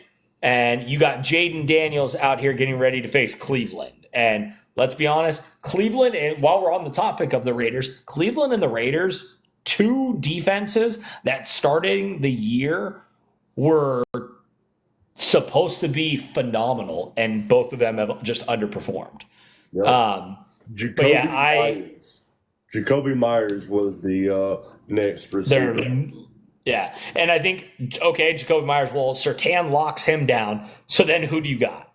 You know what I mean? Like, you can't be throwing the ball to Henry Ruggs anymore now. I think like Trey Tucker or something. Well, I was going to say Henry. I was going to say Henry Ruggs, but, he's ran out of gas. No, he didn't. Or something else. He's out there working with Paul Wrecking Crew. There you go. You teach me football? Teach you anything, just don't eat me. Arizona at San Francisco, -7. This is my upset pick of the week. I've got Arizona pulling it off against San Fran. I agree, but I want to give a quick shout out to Jordan Mason. I don't know who the hell he is. Never heard of him, honestly, but number 2 in the league for rushing yards. And then, he's no C-Mac. He can't play the way C-Mac plays. He can't dominate that way. But my man is kind of a bruiser. He looks for the contact, and I love him. But that's the problem, though, is he looks for all that contact. His wear and tear. We've seen what it's done with McCaffrey. McCaffrey was the same way when he was a rookie. Instead of taking that ball I'm going to duck out of bounds here or anything like that, he would try to lower the shoulder to pick up an extra 1 or 2 and look at the wear and tear that it's done to the body. I just think San Francisco's got a lot of injuries, a lot going on. I think Purdy has shown without an all-star cast, he's not at his best. We've seen a lot of turnovers this year from him. Real quick, some key names on their injury list for questionable and all. Hufanga, Fred Warner, Conley, D. Winters, and then George Kittle. Yep. Now, Kittle played last week, so I expect him to play again, but Ayuk hasn't done anything since he got that major bag. Head coach Kyle Shanahan said Kittle ribs will not partake in Wednesday's practice. So maybe Kittle is going to be. But I think Arizona, Marvin Harrison, I think this is a game where you're going to see, I know Marvin Harrison had that breakout quarter a while back, but I think this will be the one where you'll see him kind of put together a full game. Look for Marvin Harrison, 6 receptions for 85 yards and maybe 2 touchdowns. I'll go 6 for 135 and 2. Okay. But yeah, I think Arizona's going to win. I definitely love Arizona plus the 7.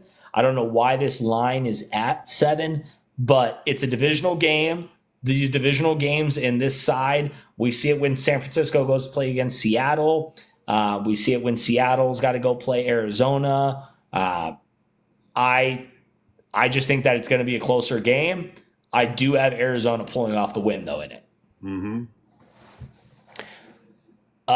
Green Bay at Los Angeles. I think Green Bay's. We always go against Green Bay. Not today. I'm going Green Bay.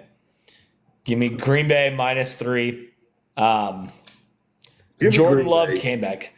Jordan Love came back, and he showed that he's ready. He did have a couple of flashes to begin the game where it looked like he was a little bit iffy on that leg. But it looked like towards the end of it, kind of the same thing that we talked about with Carson Beck with Georgia. Minnesota got up so big that Green Bay started coming back because they were playing a shell prevent defense, just like Alabama did with Georgia. And Carson Beck ended up with 400-something yards.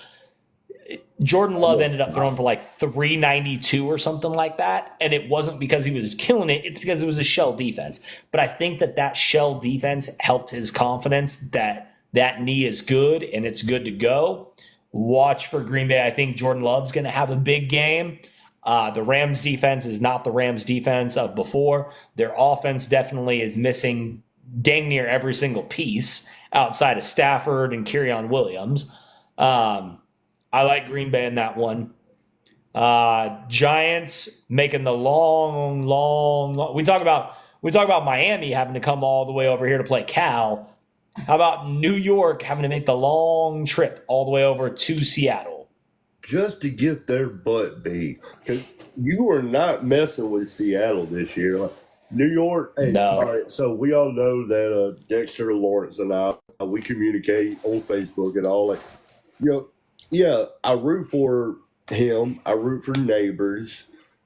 Thibodeau, they're hard not to root for. But you ain't messing with Seattle with No. Smith and Jigba and DK and Lockett and the Kenneth Walker. the reborn Geno. Like you're not messing with them. Although, I mean, it did take Detroit. Although Witherspoon, he did get embarrassed on live TV, but I will say this though. That was by far, like, when people were asking me about my picks last week, and I was like, yeah, I took Detroit. And they're like, I said, I took Seattle. They're like, you took Seattle over Detroit. That was the best we've probably seen Detroit play in, I couldn't even tell you how long. Like that performance that Detroit did, it was literally look at Goff's numbers. Perfect to a T. Perfect game. So to me, like, I'm not too, I think Detroit would have beat every single team in the NFL the way that they played. Yeah. They would have gone 32-0 or 31-0 because they would have played every team in the NFL and beat every single one of them if they played that exact same game. They were unbeatable. It wasn't just against Seattle. If you replay that game 100 times over again, Detroit's not going to play that great. I like Seattle as well, minus the 6.5. Like you said, Geno's found something in himself. He's slinging the ball. DK is doing good. Lockett's looking good. Jackson Smith and Jigba is coming up with great plays. Kenneth Walker ran the ball all over the place coming back from his injury. When he goes out, Zach Charbonnet comes in and they do it. I mean, it's a complete, and that defense, they're trying to get back to that old style Legion of Boom style defense. Mm-hmm. And honestly, I'm not saying it's exactly like it, but they're good. I mean, they're definitely good. Witherspoon's leading them. Yeah. Kobe Bryant. I said that last week's podcast. I like Kobe Bryant, number 8 for Seattle. He came out of Cincinnati, didn't give up a single touchdown his entire career at Cincinnati, and got drafted to Seattle. He's freaking good as well. Seattle minus 6.5. This next one's going to kill me. Go ahead. I think it's actually going to. All right, so Pittsburgh comes into this game knowing that Parsons is out. They come in knowing that Lawrence is out. They come in knowing that Trayvon is kind of a day-to-day. So it's kind of like, okay, even if we don't put our best foot forward, we'll still be okay. That's not going to be the case. I mean, for as much hell as I give Dallas is still Dallas. They're going to put numbers up. Even though they don't have a run game, they're going to put numbers up. The only thing is, how does Dallas slow? You don't stop him. You don't contain him. How do you slow down TJ Watt? If they can do that, I see this being a shootout. Last possession wins. But I do say Pittsburgh wins it. I like Dallas. I like Dallas on the money line as well. I think you are correct. JJ Watt is going to be a problem. And that's why I think you're going to see a lot of passing from Dallas. You're going to see, I think Dak, I bet you see Dak close to almost 400 yards in this game. And the reason why is you're going to see a lot of Zeke in the backfield, but not running. They're going to have a lot of Zeke double teaming wherever Watt is. Mm-hmm. If Watt's on the left side, you're going to see Zeke coming over motion, and your job is to just get hands on TJ. If he's on the right, you're going to do the same thing, and you're going to see Dak having to throw the ball and throw the ball and throw the ball. Davis R says start Bake or Kyler. Start Baker. He's got better options. He's got an easier game against Atlanta opposed to, even though I do think Arizona is going to beat San Francisco, that Arizona-San Francisco game could be a 13-10 game. I think that you have a better option with Baker putting up better numbers than Kyler putting up better numbers. But back to what I was saying. I think Dak is going to have to throw the ball 55 times this game. CD is going to have a giant number, as he always does. Ferguson for Dallas is going to have a good number. No Brandon Cooks. So they're down a wide receiver. But I do think Dallas is going to come out of this game with the win only because the NFL does not let, there's two teams that the NFL does not let lose when they're playing Sunday and Monday night games and Thursday night games. And that's the Cowboys and the Kansas City Chiefs. So you think the Cowboys get a win? I think the Cowboys get a win here, and then we roll on into the Monday night matchup. Saints at, once again, Kansas City. Kansas City minus 5.5 because the NFL does not let Kansas City lose. I've got an over-under. What? 7. The amount of penalties that go in favor for the Chiefs. Come on, man. Stop with all that. It is what it is. I mean, we could go back to multiple games and see it. Here's the facts, though. Over-under 5 is the amount of over-under, the amount of targets that Kelsey gets. Because we still haven't seen Kelsey. Oh, he's getting more than 5 targets. Now, is he going to get 4 or 5 receptions is going to be the question. That's what I mean, like receptions, not targets. But because I think Kelsey ain't playing like Kelsey. Hear me out with this. I think in this one, you're going to see a lot of Kareem Hunt. You're going to see a lot of screen plays with Kareem Hunt. You're going to see a lot of inside runs. But what you're going to see Andy Reid and Patrick Mahomes' mind win this game. And by saying that, in New Orleans, we talk about New Orleans defense is rather on the age side, correct? They're a little bit more aged. They're a little bit more aged than other teams. The Honey Badger. I mean, yeah. Like, let me see some of these key names right here. If Kansas City and Mahomes play this correctly, you're going to see Xavier Worthy running more go routes and just throw the ball up to him because the fact is, there's not many guys in New Orleans that have that speed to keep up with him. There is a player that I do feel could match up well. 1 second. I got one thing. Should I drop Caleb Williams for Anthony Richardson? I've got one for you, too. Hold on. Question with this one. That's what I'm saying. I got another question. If Anthony Richardson is going to be healthy, I would. Anthony Richardson, I think, is a better overall, puts up better overall numbers than Caleb Williams. But the problem is you're going in blind, not knowing what the extent of that injury is or how long that injury is going to be for is the problem. So as of right now, I would keep Caleb, but I could also understand. He's my bench player. I have Josh Allen starting, so it's just for my bye week.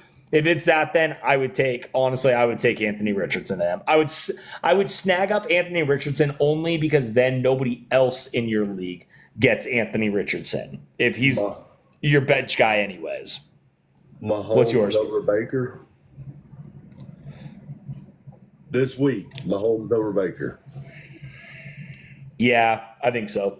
Well, hold on. Before you answer that, let's go right back into what we were saying about Xavier Worthy and with the go ball and everything.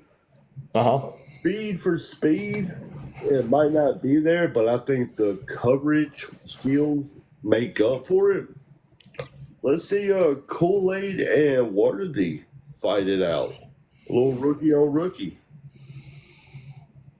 I mean, I don't think there's going to be a problem there. I mean, didn't last year, what happened when Texas and Worthy played against Kool-Aid and Bama? Where? Oh, that's right. Roll to the ground because they lost because Texas won. Horns up, baby. Gross. Xavier Worthy for Amari Cooper. If you have Xavier Worthy, then no, I would not take that. If you have Amari Cooper, then yes, I would take it. The fact is, Xavier Worthy is going to have a higher upside than Amari Cooper. Amari Cooper having Deshaun, let me get my massage Watson out there. I think you're better off having Mahomes. Mahomes throwing the ball a lot better. Flowers or Higgins. Honestly, this week, I'd say go with Flowers just because Higgins, you're facing that Baltimore defense, and we've seen what they did to the Bills. Jamar Chase is going to get a lot of the pressure and the double teams, and Higgins will have a little bit more on one-on-one, but I still think that Flowers is going to have better options against Cincinnati's DBs than Higgins will against Baltimore. I got one right here. Is that I feel like Kelsey is coming back now without Rice, too, apart from Worthy. So, yeah, I mean, Kelsey could get more targets, definitely, with Rice being out of the picture. So it's just a matter of being able to get him the ball, though. I mean, that's the main thing. It's not just about, he's going to get more targets. You got to get him more catchable balls. We've seen it, last week. He ended up going for like 70-something yards. Now, a lot of that was on one giant play, but at the same point, like, Kansas City's going to have to, I think, to start the game, you're going to see a lot of Rashid Rice, as I said. And I think that's because New Orleans thinks all Kansas City is going to be able to do is pass the ball. But I think they're going to come out and try to run it. Not Rice. Or not Rashid Rice. Kareem Hunt. I like Kansas City minus 5.5 in this game. I'm still not sold on New Orleans. Big Cat, Kansas. Nola. Give me Nola. Big Cat Kansas said Rachaad White or Kareem. I think I just kind of answered that. Kareem is going to get the rock a lot more. He's going to get a lot more screens. He's going to run the ball a lot more. Rashid Rice is splitting carries with Bucky Irvin, who's actually been doing really good. Rashid Rice? Sorry, not Rashid Rice. Rachaad White is splitting carries with Bucky Irvin. To me, Bucky's getting the ball more and getting more looks. Same thing, Achane or Hunt. I still like Hunt more. With Achane, we've seen what happened with Miami last week. Everybody just started loading the box, and that caused Miami not to be able to pass the ball. They couldn't run the ball, and I think you're going to still see that happening. Achane couldn't break any tackles, couldn't really do anything. So, yeah, that's we've been on it for about 2 hours. This concludes our show. If anybody wants to go back and watch anything that we said, a lot of the questions that you guys are asking in chat, we've kind of answered multiple times now. So if you want to go back and rewatch it, it is on our YouTube page. The link is in our bio, or you can go to Gridiron Insights 2 on TikTok as well. Check out some of our latest videos on TikTok, and you'll see the link to our Gridiron Insights page. Go follow that one as well for us. We really appreciate it. And any final thoughts? Ooh, I do have one final thought. Go ahead. You go first. I don't give a piss about nothing but the Tide. My final thought, not being football related, T's and P's to everybody affected by Hurricane Helena. If anybody wants to help out or give anything, 1-800-RED Cross. That's 1-800-733-2767 to help out any way you possibly can. We, fortunately enough, live in Boise, Idaho, so we are nowhere near where any of those kind of disasters can happen. Luckily for us, we do fight wildfires around here and stuff, but we don't have hurricanes or tsunamis or anything like that. So T's and P's to everybody out there. I've seen a lot of good of a lot of companies and a lot of people doing helicopters and private planes and stuff to get people out of there and get people to safety. I'm a Cowboy fan as well, so I don't ever have to worry about any touchdowns here. But if you want to give back or anything, 1-800-RED Cross. to give back and try to help all of us as a United States whole get better. And that's Amen. our show. That's our show. So we'll be back next Wednesday, same time, 8:15 Mountain Time. Like I said, like and subscribe to our YouTube page, Gridiron Insights 2, the number 2, because somebody took Gridiron Insights 1, unfortunately. So Gridiron Insights 2 on our YouTube page. Link is in our bios. Also, go ahead and like and follow our page, Gridiron Insights on TikTok. You can go look at my last video or Travis's last video or our stories. The TikTok page is in there. Go like that one. And pay attention, Saturday morning and Sunday mornings, we'll put out our 3 locks for the day. Last week, we both went 2-1 on college, and I think we both went 2-1 on NFL as well. Yep. So if you're a betting person or anything, do that. If you have any questions or anything, feel free to reach out to either one of us, and we'll be more than happy to answer any of your fantasy or betting questions. Thank you all for joining in Gridiron Insights. I'm Jeff. That's Travis. Later. Later, Bubba. Later.